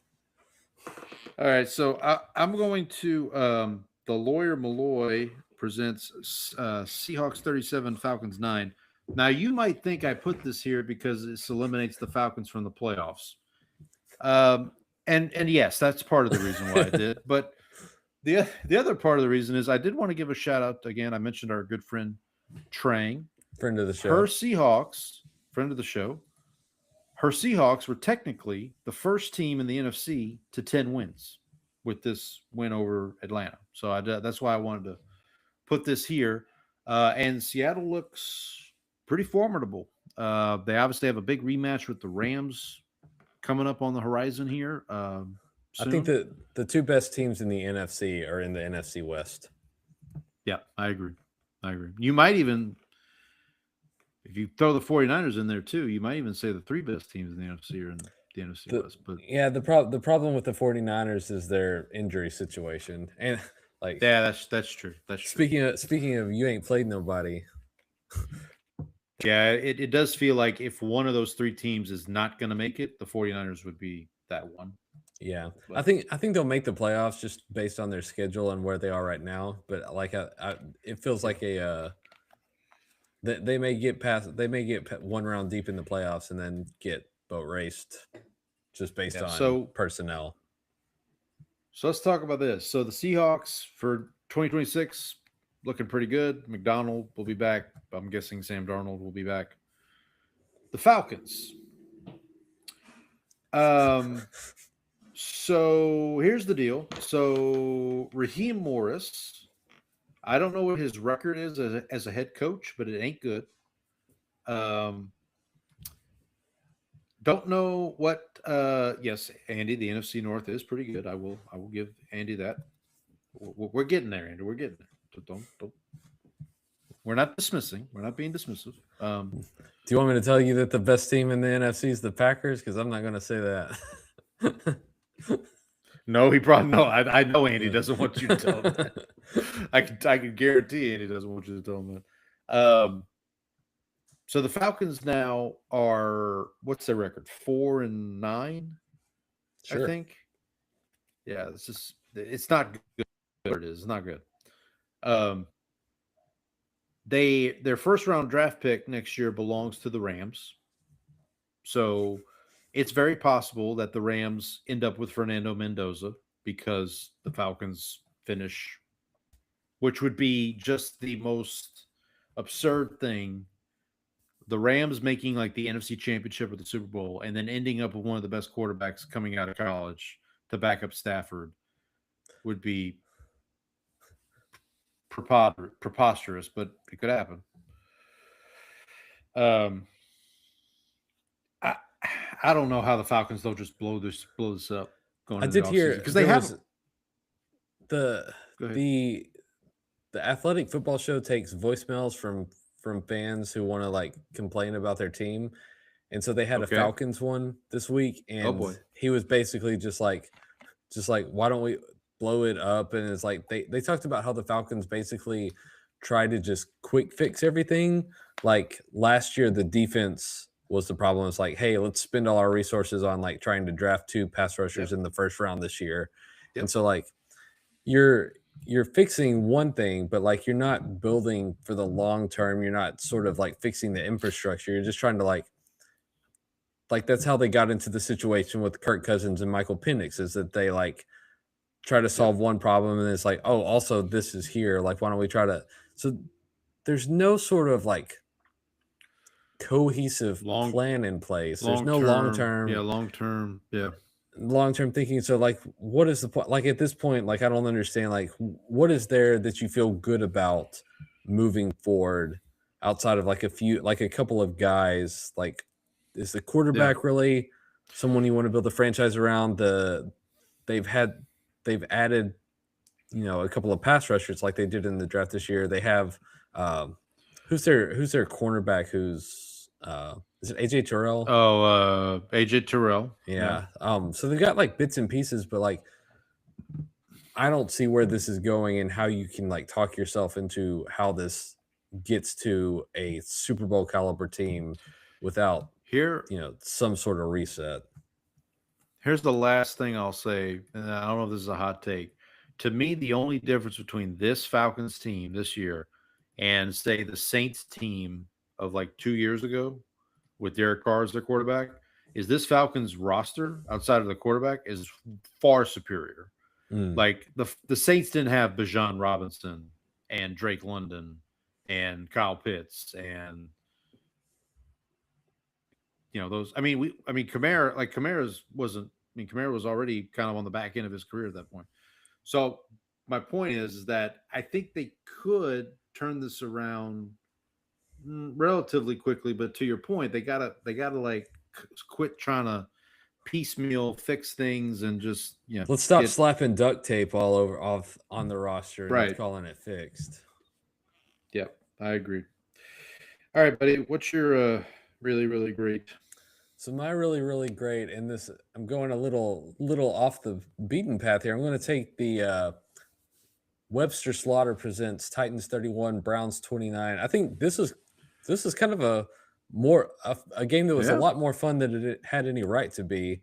Cam Ward and Shadur Sanders both played pretty well. I think Shadur threw for over 300 yards. Yeah, so he had a good game. I know there was the Wildcat Gate on the 2-point conversion, and people assume that Stefanski was sabotaging. I don't think he was. I think he was just thought this is a cool trick play that we have that we think will work. Like I think he was just trying to score. I don't think there was any sort of malice behind that.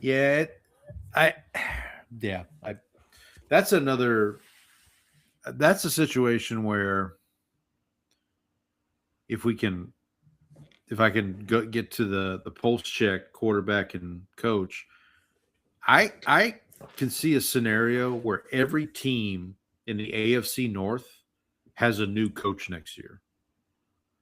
Like, I'm not saying it's going to happen, but like all 4 teams in the AFC North have question marks at coach. Do you think we stick with Cleveland? Go ahead. Do you think Stefanski's trying to get fired? I heard this suggested. I mean, I don't know. Like, is he doing a Costanza? Is he like driving around with the megaphone and the World Series trophy? Although for the Browns, I don't know. Are you driving around with the they don't have NFL championship trophy from like 1950? Is he wearing Bernie Kosar's jersey and like eating strawberries? Strawberries. Oh, these are fresh. No, I just think that I think Stefanski. I think it would serve both sides well at this point to go their separate ways. Now, the quarterback, who knows what the hell Browns are going to be at quarterback next year when the dust settles. But This is a good we should win. we should also point out the Browns also recently just opened up the practice window for he who must not be named. I forgot about that. Yeah, I do. Yeah. I mean, yeah, it's just a comedy of errors there. But for the Titans, yeah, it was a good win. Cam Ward showed some promise. Again, I mean, going into next season, Cam Ward's your quarterback. Now it's just who's your coach, right? Who's your head coach going to be? One thing we should mention with Notre Dame opting out of the bowl game, Marcus Freeman is now a candidate that can be interviewed for these jobs. So like the Titans and the Giants could start interviewing Marcus Freeman like basically now if they want to. Do we have any like I know he's available, but do we have any like actual rumors of teams being interested in like actual teams connected to him? I saw something today where he is the betting favorite to be the Giants' next head coach. According to some I forget what sports book it was, but I mean, you think if you're Marcus Freeman and you're going to go to the NFL, you probably want to go to a situation with a young quarterback like the Giants or the Titans. What is his background like in terms of like side of the ball? Is he an offensive guy or a defensive guy? Or like I think he was a defensive guy. I think. Okay, that was my thought. That was my assumption. That's what I thought, but I wasn't like 100% on that. But I mean, you and I have kind of already said for the Titans, it would kind of make sense, like somebody like a Mike McCarthy, maybe it's like an offensive guy that can someone competent who can develop Cam Ward and put him in a good situation. Although, I mean, I think we talked about a possibility of like if you hire, say, like Brian Flores and get an offensive coordinator who is, like I'm not saying this is the combination, but like Brian Flores is your head coach and Cliff Kingsbury is your offensive coordinator or something, something like that. Andy confirms that he was a defensive. Andy Reale did confirm. Andy Reale, he did confirm. Okay. Yeah, he was the DC under Brian Kelly at Notre Dame. Hey, you think Brian Kelly's getting a head coaching job anytime soon? Him and his family. He doesn't need to. He's got the buyout. That buyout. Yeah. My favorite story about a buyout is still Ed Orgeron. When he told the story that when they came to him and said, "Coach, we're gonna move on from you. This will be your buyout, whatever." He said, "What time you want me to leave, and what door do you want me to leave out of?" That's how I would have responded. Ed Orgeron was on Bussin' with the Boys, the Will Compton and Taylor Lewan show today, and he told. Have you ever heard the Adrian Peterson story? The Ed Orgeron Adrian Peterson story. No, but I bet it's wild. Knowing what I know about Adrian Peterson. So Adrian Peterson, Ed Orgeron, before he was at LSU, he was at USC as a assistant coach, recruiter, whatever. And they were recruiting Adrian Peterson, and they had a good visit with Adrian. Out of Palestine, Texas. Shout out. Out of Palestine, Texas. Yep. And Adrian Peterson told Coach Orgeron, he said, "Listen, I like it here, but I got a problem. My dad is incarcerated in Texarkana, and Bob Stoops, who was the coach at OU at the time, has already gone to visit him, and they're going to make it to where he can see all my games if I go to Oklahoma." So Ed Orgeron tells the story that he was talking to like the mayor of Los Angeles, trying to get Adrian Peterson's father transferred from Texarkana to somewhere in California where he could watch. So he could watch the games. Yeah, obviously it didn't work. He said everybody in Los Angeles was looking at him like, "Are you crazy? Like, what, like no, we're not doing that. Like, what's wrong with you?" That explains a lot about what happened at LSU. Yeah, I mean, I could listen. I mean, listen, I grew up with folks like Ed Orgeron all over. I mean, that's that was just a normal day for me. Anything else on Titans Browns before we I think we can move on to Sweet Fancy Moses.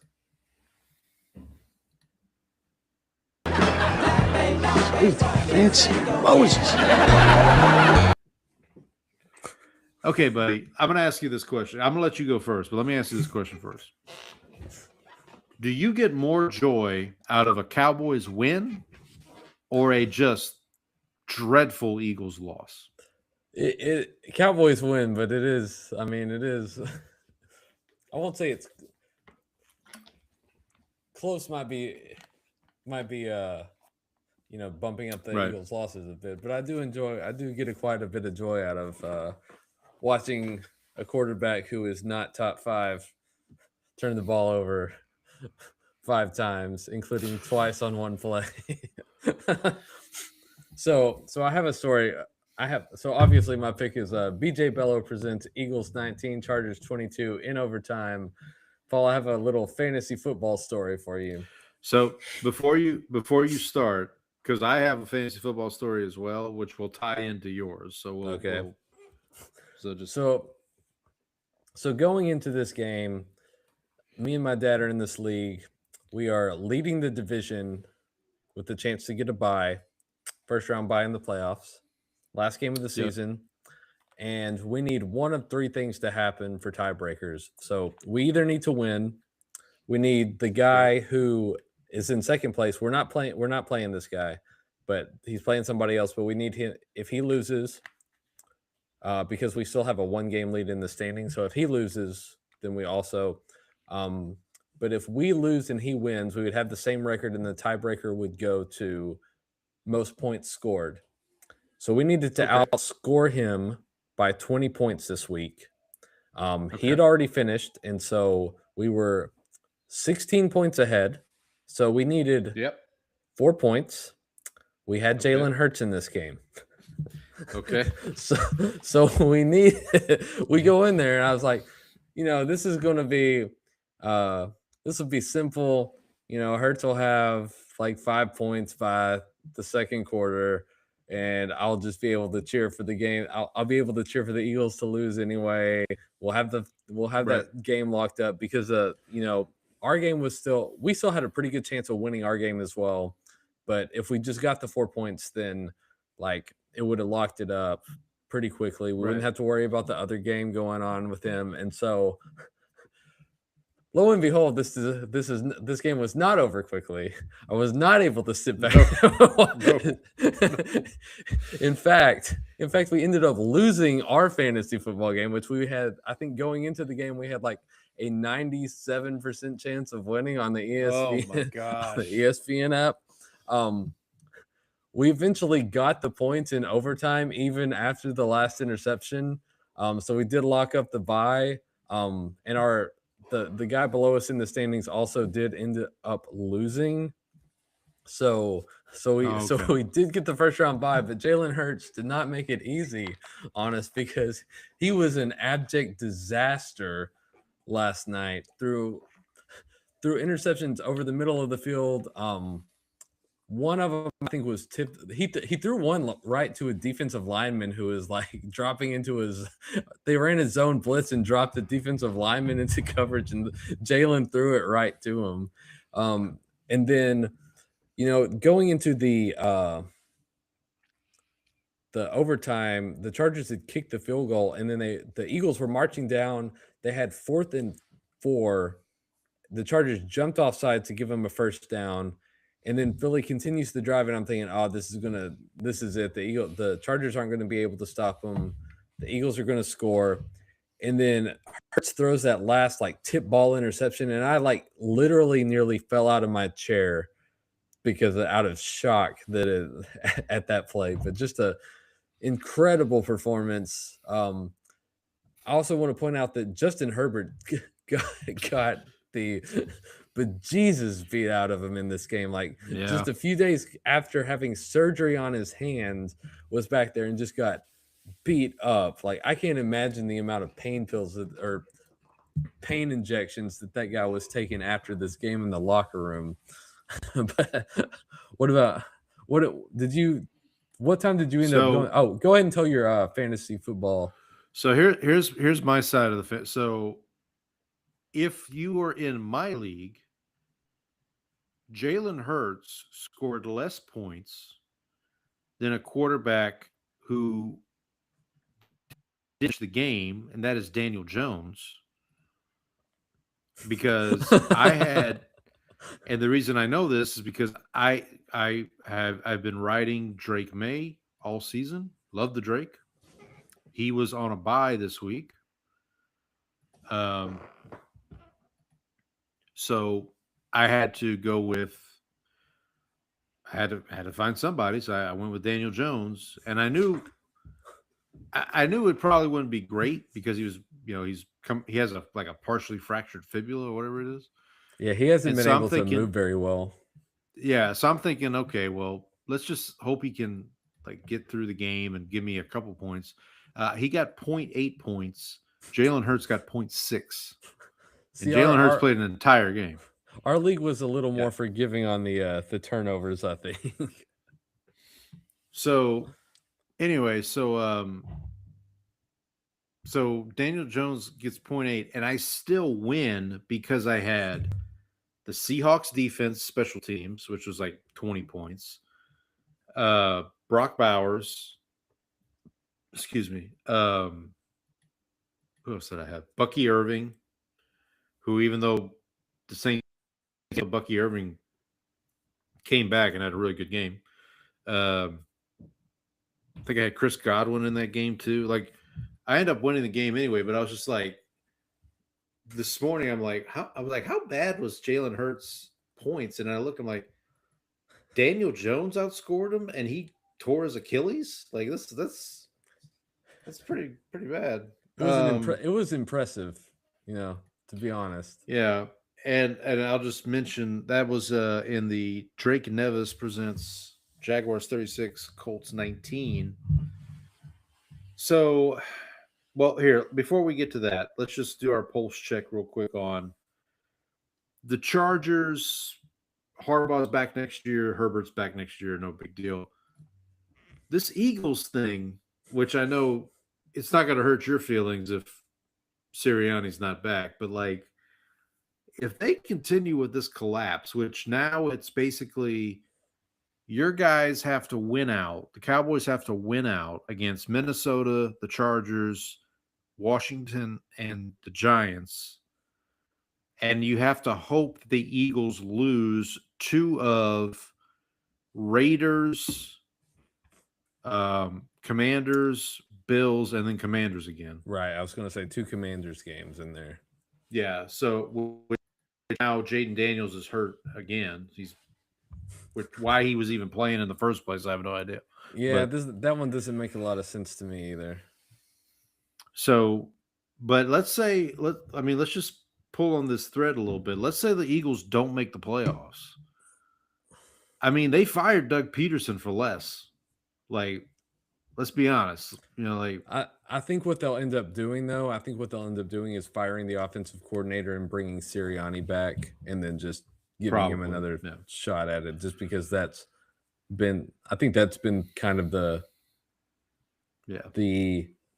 biggest factor in this is just the offense has no cohesion, and it seems like Patullo is in over his head at this point. Yeah. Well, all right, so let's get back to the Jags and Colts here. So for the Jaguars now, they're pretty much in the driver's seat of the AFC South. They actually have an outside chance of being a 1 or 2 seed in the AFC if New England and or Denver starts to falter a little bit.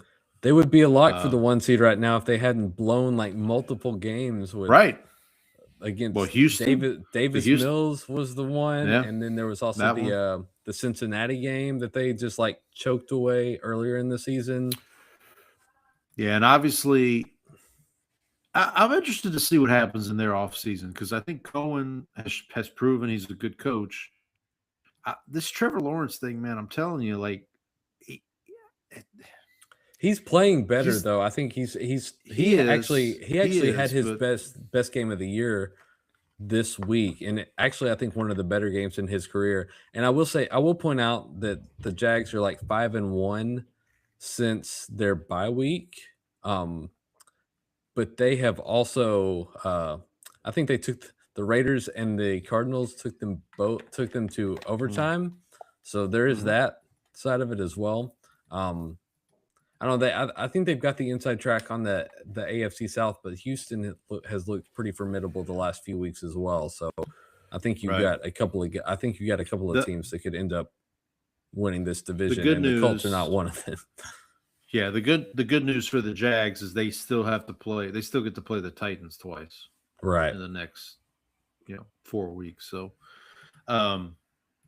meanwhile, the Texans have to play Colts again, which obviously that's not as formidable as it once was. But the Texans play the Chargers as well, I believe, here coming up.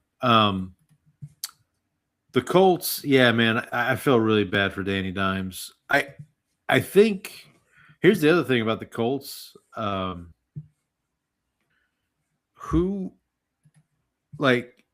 think Steichen comes back next year, but you got to remember they traded a first-round pick for Sauce Gardner, and Sauce Gardner's hurt too now. No, they didn't. They traded 2 first-round picks for Sauce Gardner. They traded 2. Well, I meant they traded next year's first, but yeah, you're right.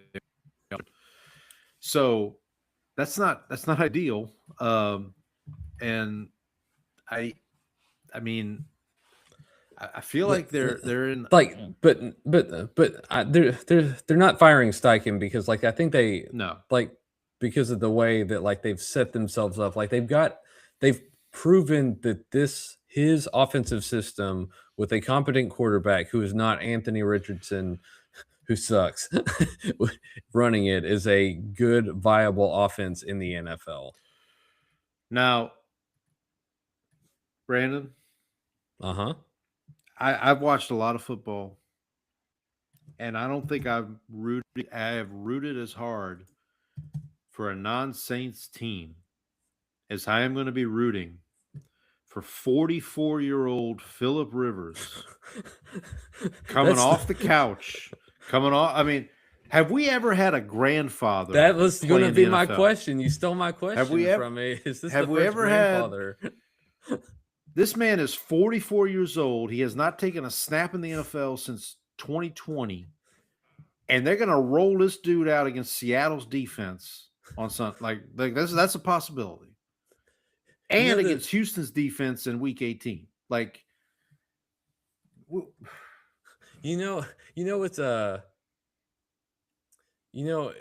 he's got to be coming back because his grocery bill is the size of the GDP of a small nation. And seriously, now we should point out if he does play this year, his Hall of Fame eligibility clock starts over. Right.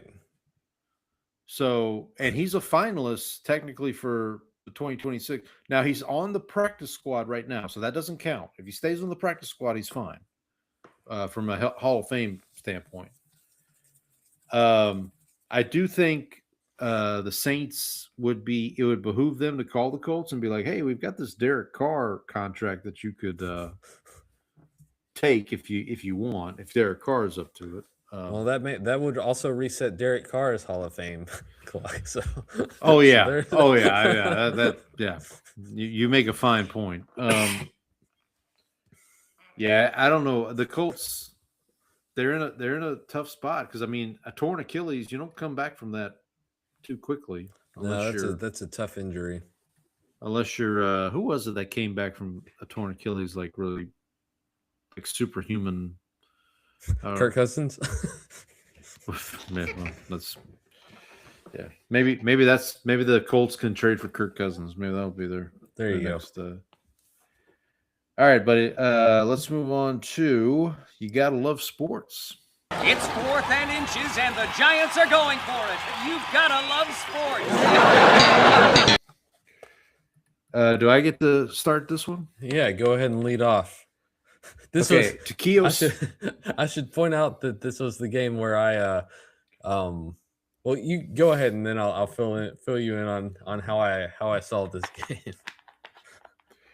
So Taquio Spikes presents Bills 39, Bengals 34. So I will mention that last week when we did our upsets and locks, this was your upset and my lock. I picked the Bills, you picked the Bengals. This game looked like it was going to go. I was going to say I looked pretty good for a for a while in there. For about a half, I'm thinking, okay, yeah, the Bengals are going to win this game, and then the Bills will figure it out starting next week, I guess. But yeah, and then Joe Burrow throws. You talked about a bad interception from Hurts. He threw one. That pick six he threw to give the Bills the lead was pretty bad. Didn't he throw a pretty bad one like right after that too? Well, the first play of the next series, he throws another one, and that basically kind of seals the game for Buffalo. From that point on, Buffalo took control. The Bills, they're a weird team, man. Like, I mean, obviously Josh Allen is a force to be reckoned with. But they're another team, man. Like, if they end up missing the playoffs, which I don't think they will, I think they're fine now. If they had lost this game, it would have been dicey. But McDermott, like, what's your ceiling with McDermott? I mean, have we seen it? I mean, you're just going to get to the AFC Championship if you're lucky, and then that's it. Well, what's wild about this is, like, this is the year. This would be the year for the Bills because the Ravens might not even make the playoffs. They look gettable. The Chiefs are probably going to miss the playoffs at this point. Like, those two teams who have been your nemesis in the playoffs are going to miss it, and now your defense looks like fatally flawed. And so, like, what does like this was supposed to be the year, and you're not going to be able to get there. We should point out that we did curse the team by picking them to make the Super Bowl. Yeah, so, we did. That is on we us. absolutely did. But I will say one of my key thoughts out of this week was I truly believe the AFC representative in the Super Bowl will not be a division winner. I think the AFC representative of the Super Bowl will be one of the wild card teams. Because the Patriots, because I now this is me presuming the Patriots win the East and the Broncos win the West, Jags win the South, and Donnie's not going to like to hear that. But I mean, like, are you telling me that like the Houston, like, if the Texans were the 7th seed and they go to Denver for the 7-2 matchup, you telling me the Texans can't beat the Broncos right now? The way the Texans defense is playing, or let me tell you that Broncos offense makes me want to gouge my eyes out. but I'm saying, like, and even we love the Drake here at the show, but like a young team like this for the Patriots, usually they don't go that far with that first playoff run. Usually that first playoff run they get a 1 or a 2 seed, and then they get upset in the before the Super Bowl. So like we've also seen that they, like, their schedule looks like the first 10 picks of the NFL draft too. So absolutely. Speaking of ain't played nobody. I just think, to me, the teams in the NFC and the AFC, excuse me, I do think I'm with you. I think if the Bills are going to do it, this is the year. Like, they've got to buckle down and figure it out, and then go on a run here. For the Bengals, I mean, I talked about it earlier. They're one of these AFC North teams that I could absolutely see with the new coach next year. But they're in a situation where they'd have to almost be guaranteed what they were getting is better than Zach Taylor. Like, if they look out and say, like, can we really do better than Zach Taylor? And if the answer is yes, then they might do it. But if I don't think they're going to take a chance and hire like Cliff Kingsbury as their head. You know what I mean? Like they're not gonna like they're not doing that. Maybe they hire Ed Orgeron. Yeah, I think. Well, let me tell you about how I saw this game, because it was 21-11 Cincinnati, and I think Cincinnati was moving the ball, and I was like, okay, this game is over. Cincinnati's going to go on their usual December run and maybe flirt with the playoff appearance. And so we had been up late the night before at the company party, and so I was like, well, I'm just gonna close my eyes over here. I woke up and Buffalo's ahead by 10 points. I was like, well, what happened here? I Newmaned out on the chair. It was a nap jinx. Yeah, I woke up and I felt like I'd fallen into the other. I've fallen through the looking glass over here. It was like, what's happening in this game? And so I had a pretty rude awakening from that standpoint. Yeah. But yeah, I still think the Bengals could go on a run, but I don't know. I think it's too little, too late at this point. Right. Yeah. No. I think I think they're done. I'll just write them off. I think for them to get to the playoffs, it would have. I think they have they have to win out, and then they need like a lot of different things to go their way. And it's just like, I've seen this team. I've seen this story before. We tried to talk ourselves into this team multiple times last year, and it never happened. So I will declare them dead. DOA. Okay. What's your pick for this segment here? And be careful. Be careful, Andy. Andy's listening. I like the fact that the Bears-Packers, I will go with two Northern divisional matchups between Leroy Caffey presents Bears 21, Packers 28, and Steelers. What was the score of that game? Because I lost it. Is Carnell Lake presents Steelers 27, Ravens 22.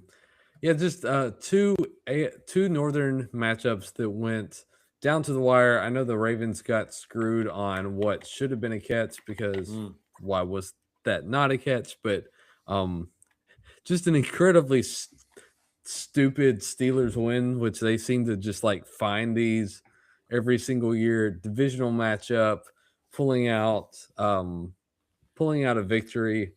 The Ravens look. They've still got a chance to win the division, but they look cooked right now. Lamar still doesn't look healthy. He doesn't have the dynamism in the run game, and it seems like he's missing passes as well. I just don't think they've got it this year. And then from the Bears and Packers standpoint, the Bears offense in the first half was atrocious. Yeah. Like, I think Caleb was averaging like 2 yards an attempt. The run game couldn't get going, and I think eventually what they did was they used a lot of play action and boot because they didn't want Caleb.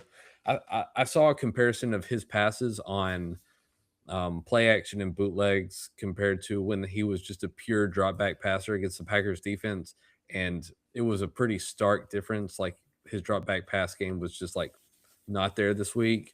I think eventually the Bears got the running game going, and that also helped the offense. I do think the decision on the interception to end the game was pretty rough. I think that was just I think he just tried to go for it all, wasn't able to get anything on the throw, and then just left it hanging, threw it late. And I think at that point, he really just needed to take the was it Loveland who was open for the first down?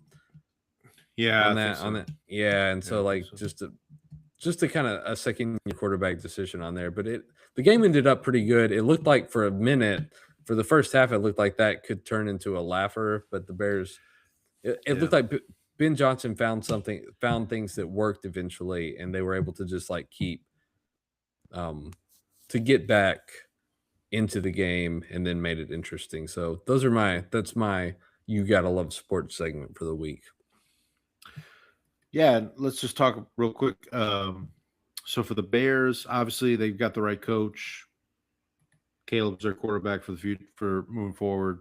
Same for the Packers. I think the Packers are where they need to be, or are where they thought they'd be.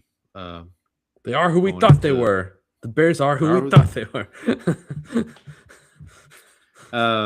But then, if you go to the other game you talked about, Steelers-Ravens, again, two teams that – well, I think Lamar is going to be the quarterback of Baltimore next year, but like Harbaugh, I mean, is Harbaugh getting to the point where he's kind of tired of the scenery in Baltimore? Obviously, I think sometimes after you've been there for so long, I think it makes sense for both parties. And you saw this with Andy Reid in Philadelphia also had this happen where it's like you've been there so long that like it just gets flat. And like once you get, I think both parties just need to move on and start over fresh. And I think that's I think that's also the case with the Steelers, by the way. I think both teams. There's a connection there, though. Wasn't John Harbaugh on Andy Reid's staff in Philadelphia? I have no idea. He was a special teams guy, wasn't he? Yeah, he was. But I thought maybe I'm misremembering. But yeah, I think both of these teams. Like I said, I think every team in the AFC North could have a new head coach next year. I wouldn't be shocked. Obviously, the Steelers quarterback situation, who knows? I mean, it's not going to be Rodgers. Maybe it's Kyler Murray. Maybe it's what random veteran quarterback will the Steelers trot out there next year? Exactly. That's what it is. Interesting to see how that goes. Give me a second. Let me look up here. John Harbaugh. I'm surprised Andy hasn't chimed in. He sasays he does believe you're correct. So we'll take that as a fact. I'll take it close enough. Yeah.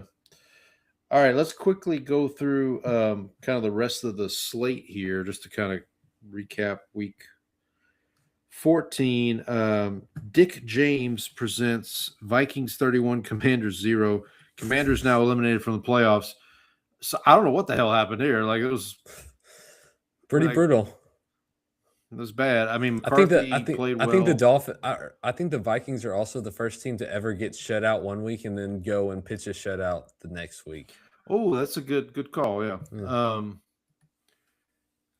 I'm interested to see what the Vikings do next year. I mean, O'Connell obviously will be back. I do think they need to bring in a veteran quarterback to kind of push McCarthy. Yeah, I think it would be malpractice to not have some sort of backup option, even if you name him the starter to begin with.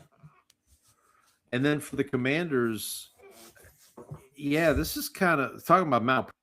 Like, to throw Jaden Daniels out there.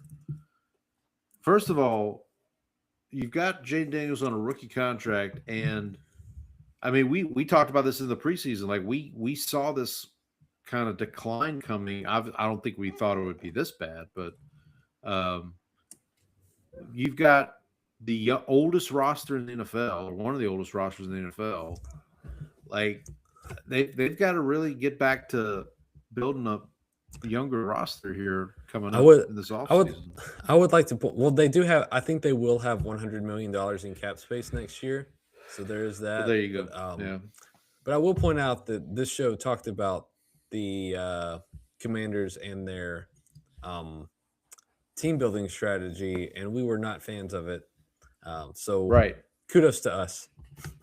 Yeah, there you go. And then Wahoo McDaniel presents Dolphins 34, Jets 10.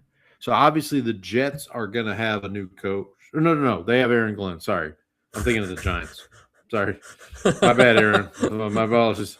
They're going to have a new I know we've been hard on the guy, but seriously. Yeah. They have a new quarterback next year. The Justin Fields, Tyrod Taylor experiment. they better start losing some. Well, they better keep losing games if they want to get a good pick, so they can get a quarterback. Is Wahoo McDaniel related to Mike McDaniel? I don't think so. I'd be surprised if he was. But yeah, the Jets. Glenn will be the coach next year. We'll see what happens with the quarterback for the Dolphins. The Dolphins are going to mess around and keep Mike McDaniel as their head coach next year. Obviously, they fired the GM. I do think, though, I'm interested to see what they do with Tua this offseason. I don't know if they can get out of his contract, but like it feels like one of Mike McDaniel or Tua may need to leave. I don't know. And to McDaniel's credit, it feels like they're running it back, buddy. I hate to tell you, but I guess, but like to McDaniel's credit, he's obviously been coaching them up these last couple of weeks. I mean, now they're 2 games out of the wild card, I think, in the AFC. Not saying that it's going to happen, but kudos to them for not folding the tents, as it were, this season. I don't know if you pointed this out, but Wahoo McDaniel also, I think you pointed this out on the show, but Wahoo McDaniel also a wrestler. Yeah, he's a professional wrestler. Yeah. And he, I guess Wahoo was his stage name, but he was also. I don't know if that Wahoo came from the fact that he was a member of the Choctaw Nation of Oklahoma. Yes. Yeah. Okay. It was. Yeah. Okay. Yeah. It was. Yeah. I couldn't remember if he was a legitimate full-fledged Native American or not, but yeah. Up next, Dick Tyson presents Broncos 24, Raiders 17. Broncos just keep on keeping on. Now, we should mention the bad beat that was Pete Carroll down 10, kicking a field goal when the spread is 7.5. In Vegas, no less. In Vegas, no less. He tried to explain it. I didn't hear what the explanation was. I didn't realize it until the game was over, and I looked at our because we both laid the points with the Broncos, I think, and like we looked at. I looked at the score and I'm like, oh man, come on. I mean, but listen, there are people on Twitter like the FBI needs to investigate this, all this. It's like, yeah, they're point shaving. It's not a good look. It's not a good look. Raiders will have a new quarterback next year as well. They'll have a new quarterback next week, probably. Geno Smith left this game early, so it might be Kenny Pickett time versus the Eagles this week. We'll see. I bet a lot of people wish they had left that game early. Yeah. And then the other late afternoon game, Charlie Too Good. The Rams were too good for the Cardinals in this case. Rams 45, Cardinals 17. Rams just keep on keeping on. They're gonna obviously be they're either gonna be the 1 or 2 seed in the NFC. It looks like. Actually, well, no. At this point, it's probably going to be the 1 seed because the Eagles are collapsing. They will be the 1 seed or the 5 seed. So or the 5 seed, right? Yeah. Yeah. So I think there's also that because the Seahawks. There is that possibility. Also 10-3 and still have a game left against the Rams. So it would be kind of funny if the Rams did fall to the 5 seed and the Panthers win the South, because then the Rams would have to go back to Carolina. Ooh, that worked out well. Yeah, so that would be ironic. The Cardinals, we talked about this. So obviously they've been blown out of a couple games, but they did have that streak of like 5 games in a row where they lost by a total of 15 points or something like that early in the season. Obviously, Brissett has played much better than people expected. I would He's say. playing much better than the other quarterback on this roster. Right. Well, no, listen, Kyler. I think Kyler Murray's time in Arizona is done. I think I think Jonathan Gannon will also be showing the door at the end of this season. Well, but there's a reason why they told Kyler not to worry about coming back this season, because I think this is a Derek Carr in with the Raiders type situation where they're like, Kyler, you don't have to go home, but you can't stay here. Like we're gonna figure this out in the offseason. Yeah, I mean, listen, I think Gannon. I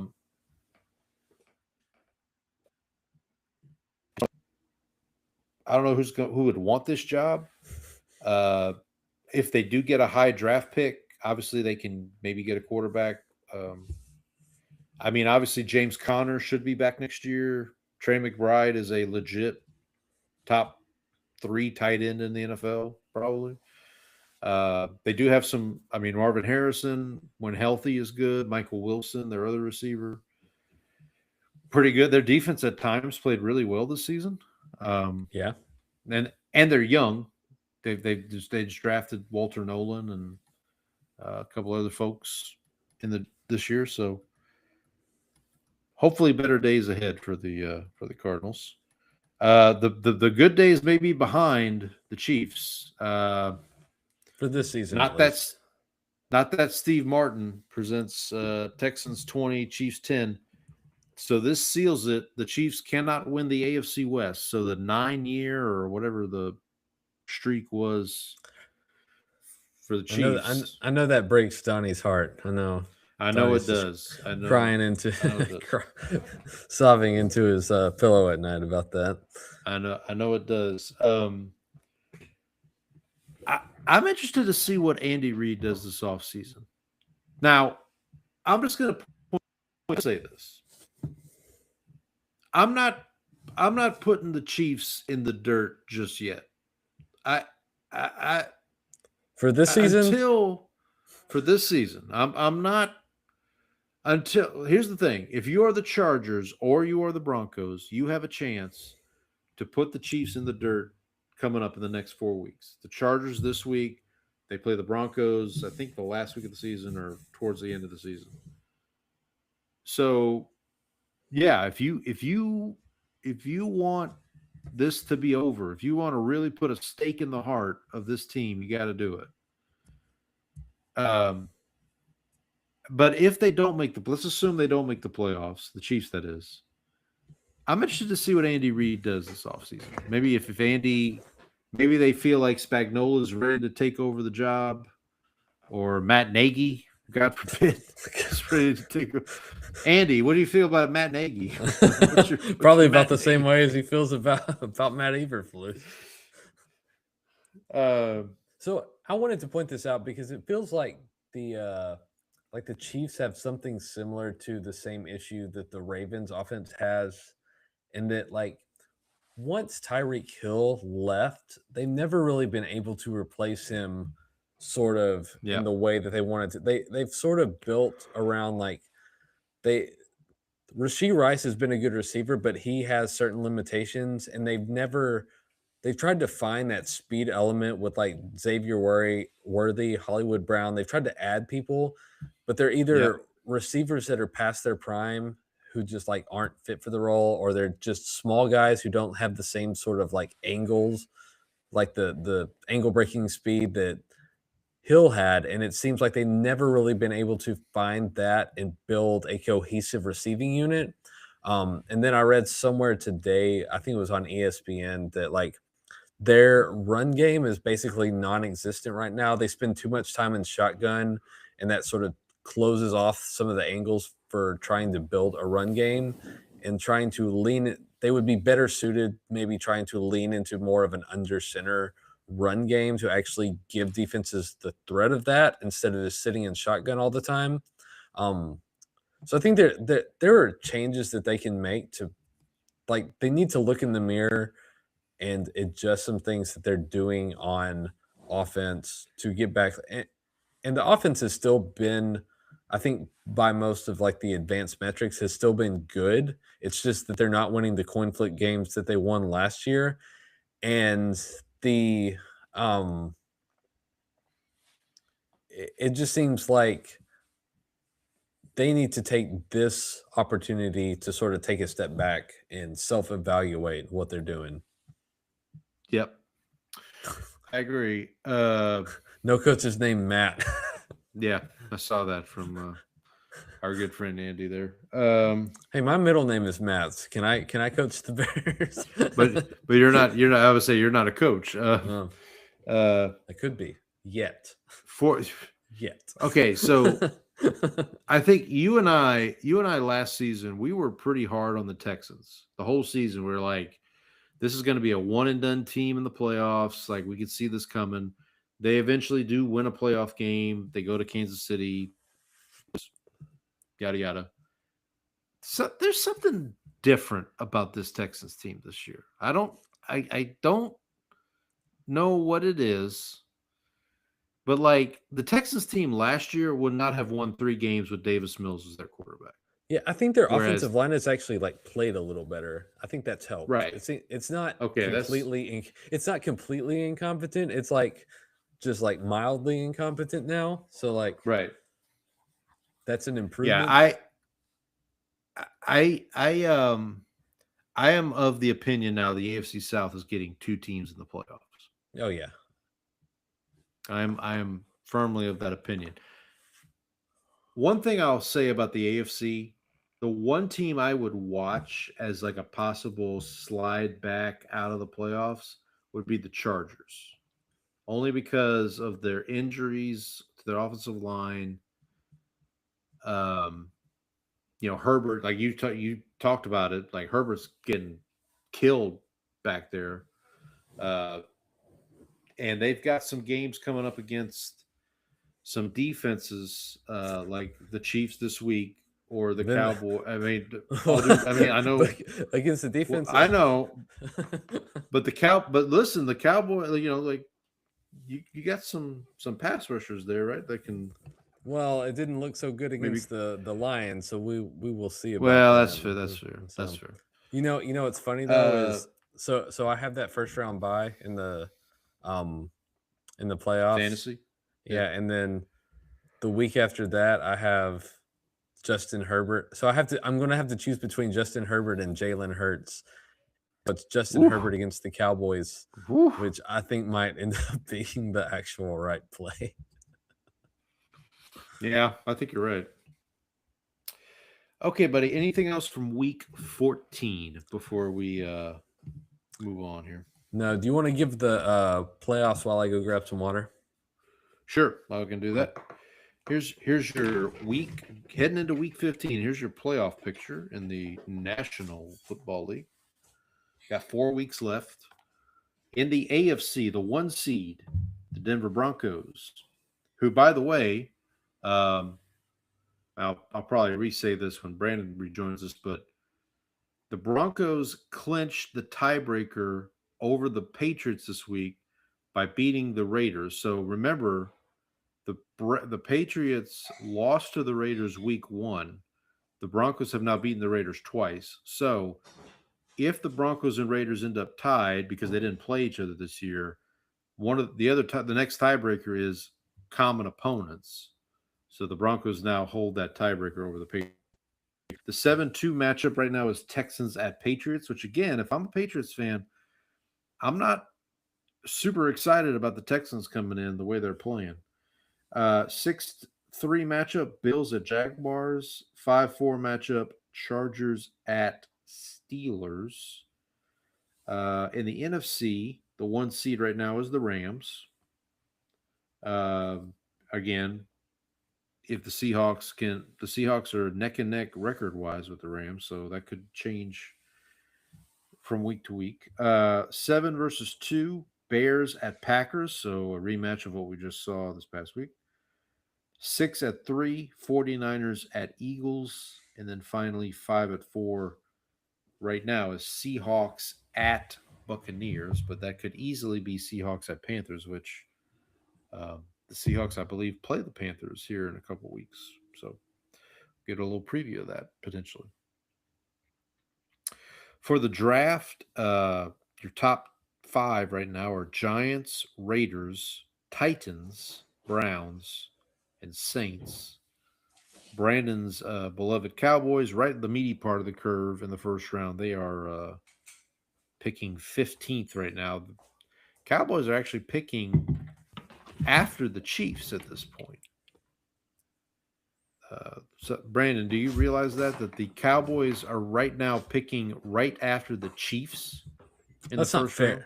That's not fair. We should get to pick ahead of them for sympathy reasons. For spite? For spite. Speaking of which, I would like to point out that the Cowboys Chiefs game most watched regular season game in NFL history. Correct. It was. Right now in the top 18, the following teams have 2 picks in the top 18. The Jets. Is that it? Yeah, I guess it's just the Jets because the Jets have Indianapolis's first round pick from the Rams, right. The Rams right now would have the number 9 pick thanks to that Falcons trade. I should mention the Browns also have 2 first round picks because of the Travis Hunter deal, and the Cowboys have 2 first round picks because of the Micah Parsons trade. All right. Shall we pick some games for week 15? Let's do it.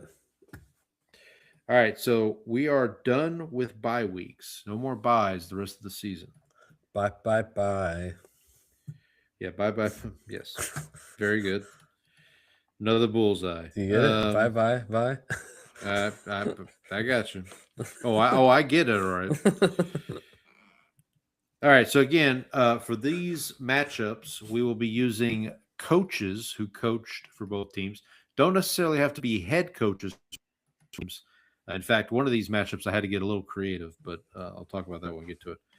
Thursday night, Raheem Morris appropriately presents Falcons at Buccaneers. Buccaneers laying 4.5. I will be laying the points with the Buccaneers, and I am taking the Buccaneers to win at an 8. I've seen this game too many times in recent memory. Right. These teams always play close. And so I will be taking – and Thursday games this year have been weird. We've seen some weird stuff on Thursday games. Right. So I will be taking the Falcons plus the 4.5, and I will be taking the Falcons at a 2. I thought you might go that way. All right. The first big matchup of the week here. This one presented by Brian Dayball. Bills at Patriots. I was stunned to see this, but the Patriots are actually the underdog here. They're getting 1.5. If the Patriots win this game, they not only clinch a playoff spot, but they also clinch the AFC East. So, a lot at stake here. The Patriots can also clinch a playoff spot with losses by both the Texans and the Colts. We'll talk about their games here in a minute. Patriots plus 1.5. Patriots. And then I'm taking the Patriots to win at a 2. I will take the Bills minus 1.5. Okay. This is me saying Patriots ain't played nobody. As much as I love the Drake, they ain't played nobody. And I think this is the Bills. The Bills are going to try to get revenge for the game that happened earlier this year. So I'll take the Bills minus 1.5, and I will take the Bills at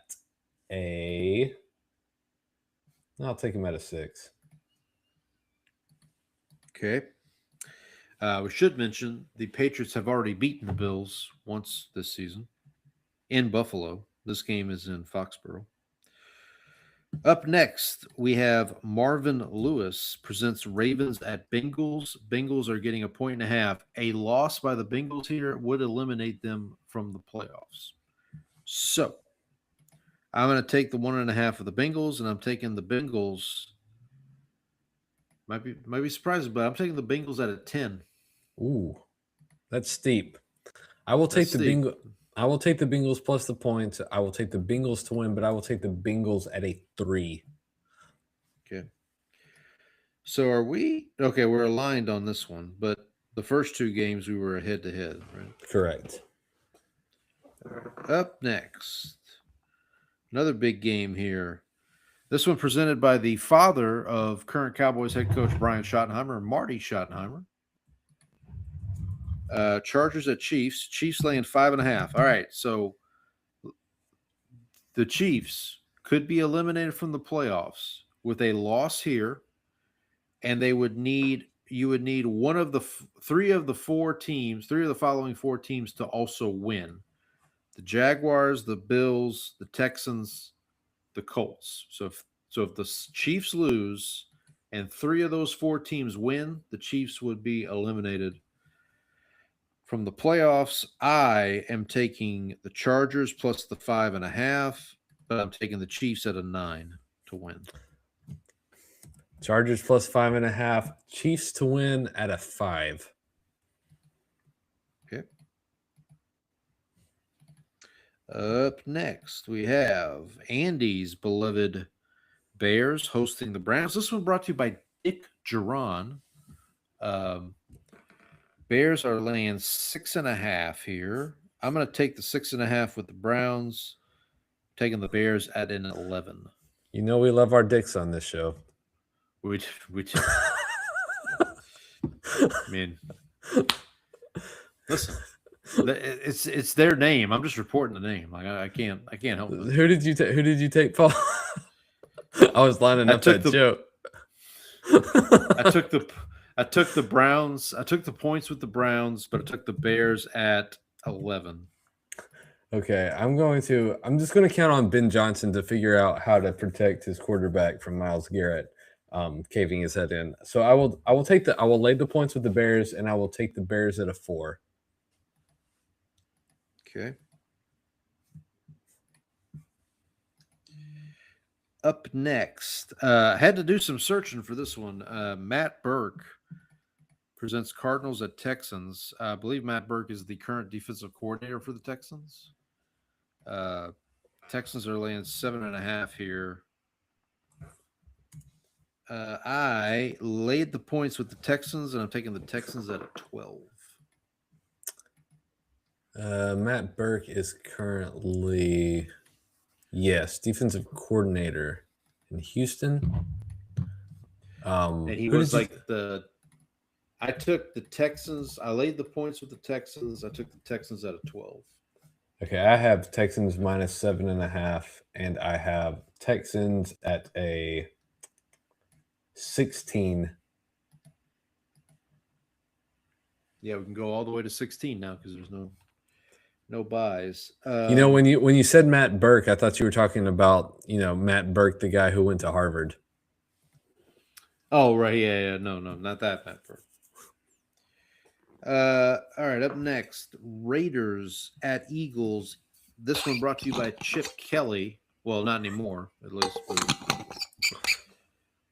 Not on the Raiders side. Eagles laying 13.5. I am laying the points with the Eagles. I'm taking the Eagles at a 15. No way that'll jinx them. Eagles minus 13.5. Eagles at a 9. No, wait. I'm going to make that Eagles at a 10. All right. Up next, 2 more early games here. Jets at Jaguars. This one brought to you by Robert Saleh, who was a coach on the Jaguars staff under, forget who the head coach was at the time, but Peterson probably, Doug Peterson probably. Jaguars laying 12.5. I will lay the points of the Jaguars. I'm taking the Jaguars at a 14. Jags minus 12.5. Jags at a 13. All right. Nope. Give me a second here. Jaguars at a, what would you say? 13? 13. Okay. All right. The closest that these two teams will get to Lombardi this year, Vince Lombardi presents Commanders at Giants. Giants laying 1.5. I am laying the points with the Giants. I'm taking the Giants at a 7. This is the Costanza special.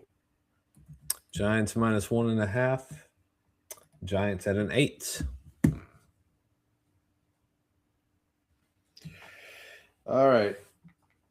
On to the late window. Dom Capers presents Panthers at Saints. Saints are getting 2.5. I'm laying the points. I'm laying 2.5 with the Panthers. Panthers at a 13. I am laying the points with the Panthers, and Okay. I have Panthers at an 11. Turn it up to 11. This goes to 11. All righty. Up next, we've got big non-conference game here, if you will. Nathaniel Hackett, who I'm sure is one of Donnie's favorites, presents Packers at Broncos. Broncos getting 1.5. The Broncos win here will clinch the playoffs. They can also clinch a spot with a Texans and Colts loss.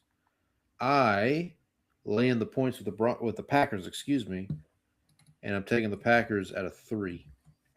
Packers minus 1.5. Packers at a 9. And I just remembered we had 2 emails from Donnie that I need to read, so we'll do that after we get through with this.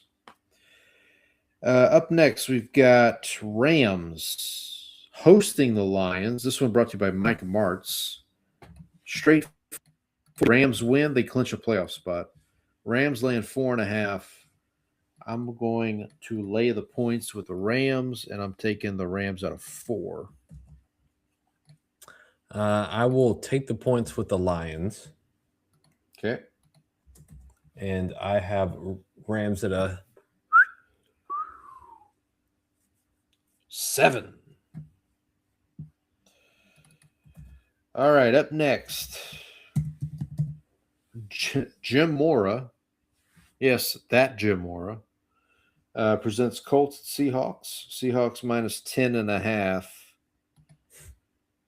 So for our friend Trang, I'm doing this. I'm taking the points with the Colts. I'm taking the Seahawks out of 1. We're not messing with the formula here. We're going to keep on keeping on. I am laying the points, and I will take Seahawks at a 14. All right, up next, we've got Jeff Fisher presents Titans at 49ers. 49ers laying 13.5. I am laying the points with the 49ers, and this is my 49ers win. This is 15. I will take 49ers minus the points, and I'll take 49ers at a 15.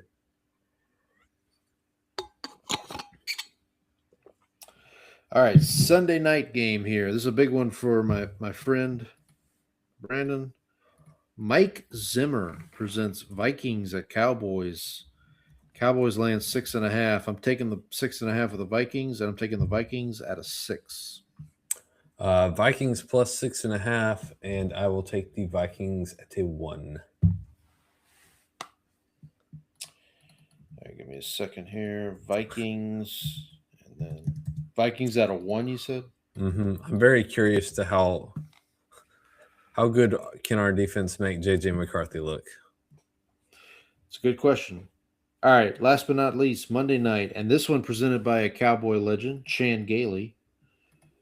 Dolphins at Steelers. Steelers laying 3.5. The Dolphins will be eliminated from playoff contention with a loss and a win from 2 of the following teams, Buffalo, Houston, and Indianapolis. Now, by the time they kick off Monday night, the Dolphins will know the result from the Buffalo, Houston, and Indianapolis games, so they'll have that in their favor.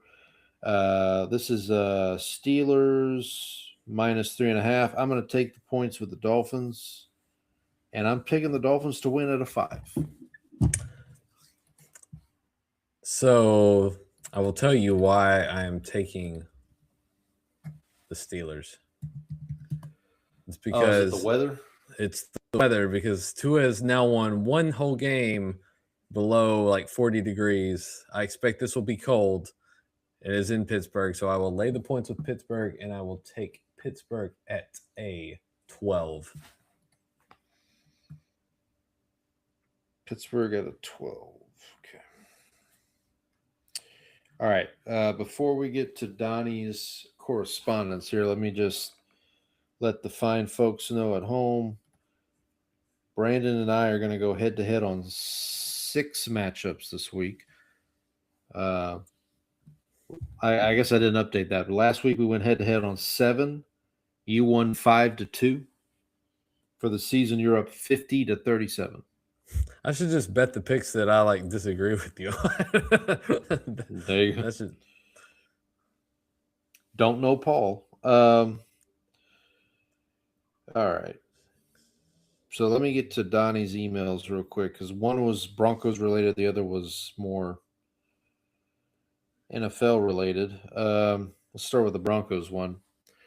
Man, this season is going by fast. Hard to believe we are a few short weeks away from the playoffs. Denver pretty much handled business this week. The score was not indicative of the ass-kicking Raiders. Denver had 2 9-plus minute scoring drives and a 10-plus minute scoring drive in the fourth quarter. Denver was up 24-7 with under 4 minutes left. They ran prevent. Raiders scored pretty quick. Broncos get the ball back at the 2-minute warning, elect to go for it on 4th down deep in Raider territory rather than kick the field goal. Raiders then proceeded to get into field goal position and kick the field goal as time ran out. That was only meaningful to the gamblers, as we discussed earlier. Yep. I think I took Denver in the points this week, so it screwed me. What a bad beat. Screwed me, Jerry. They screwed me, Jerry. Green Bay is coming to town this week, so a good test for Denver. At this point, you have to look around the AFC and think, why not Denver in the Super Bowl? I don't really think there is a favorite right now, which I agree with. Everyone is flawed. I don't think New England has been tested. Their schedule has been pretty light. Buffalo's defense is suspect. Chargers are hurt. Houston has a suspect offense. Jags are the Jags. Fair. One team I didn't mention is Kansas City. It's going to be very hard for them. They have to win out as Buffalo, Jacksonville, and Houston all have tiebreakers now on them. They are basically 3 games back of 4 to go. Easy schedule with road games at Raiders and Titans, home games against Chargers and Broncos. The Broncos probably will still need to win to get the 1 seed that week. Colts are cooked. Schedule's too tough, and without Indiana Jones, I don't see them winning another game. We probably should have thrown money at the Panthers NFC South champs a couple weeks ago. Tampa's looking bad. NFC's a mess. It seems like we are headed for a Seahawks-Rams championship game. I suggested to Paul that we have a, quote, airing of grievances segment the week of Christmas. I know I have a lot of problems with people, especially in college football. So yeah, we will try to do some kind of airing of grievances. Brandon and I are still working on the schedule for that week. Yeah, we did, and we did that last year too, I believe. We did. Maybe we'll figure something out. But please send your grievances to blessedboys@gmail.com. And we will air them for you. If you've been betting with our picks, you have a lot of grievances there. You're gonna need a big pole. Get the pole out of the crawl space and come air some grievances. All right, this is Donnie's other email titled Future of NFL. Brandon has spoken about the nature of QB contracts, of how the nature of QB contracts will change in the future. I think when you look at the current playoff situation and notice Baltimore, Kansas City, Cincinnati all out, and Buffalo just hanging on, then look at their salary cap. All those teams decided to hand massive contracts to their QB. All those teams' offensive lines are average to poor, and their defenses are average to disastrous. Now, the Rams are kind of bucking that theory, but I think that they were able to build a really good roster of young guys to support Stafford.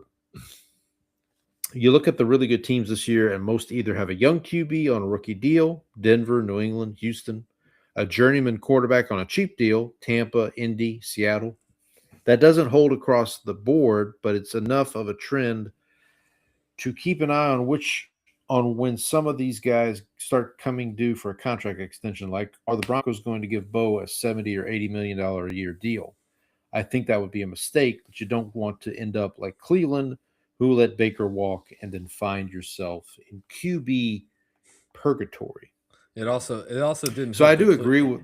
It also doesn't help that Cleveland decided to pay the guy that they decided to pay. So Yeah, that's true. Well, I was going to bring this up with the Texans, with the kind of the quarterback pulse. I think Stroud back next year, but the Texans have a decision coming up about CJ Stroud.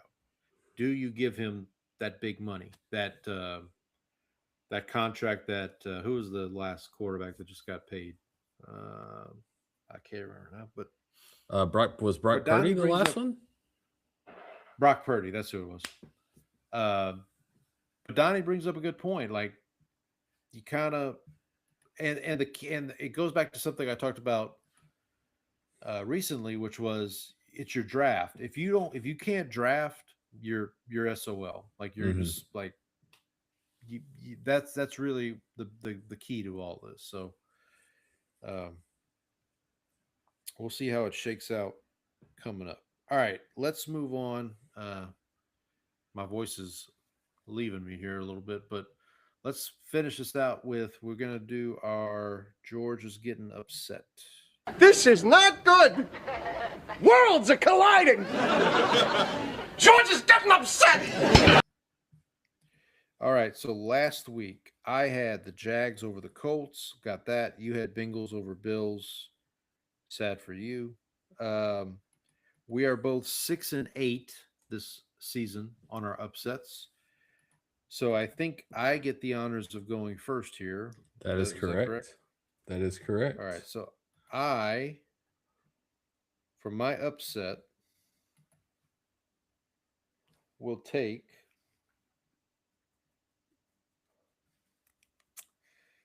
I'm going to take Bengals over Ravens. Okay. Hold on. I'm trying to reload this thing.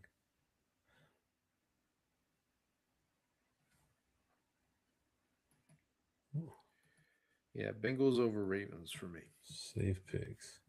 I will take the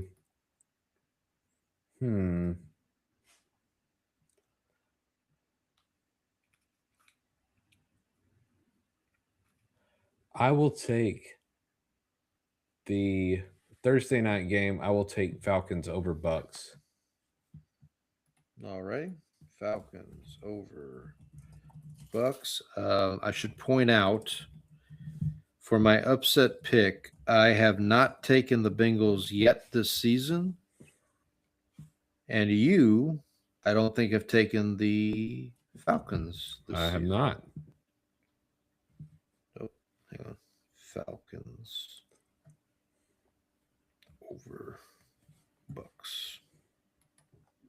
All right, let's move on to It's a Lock.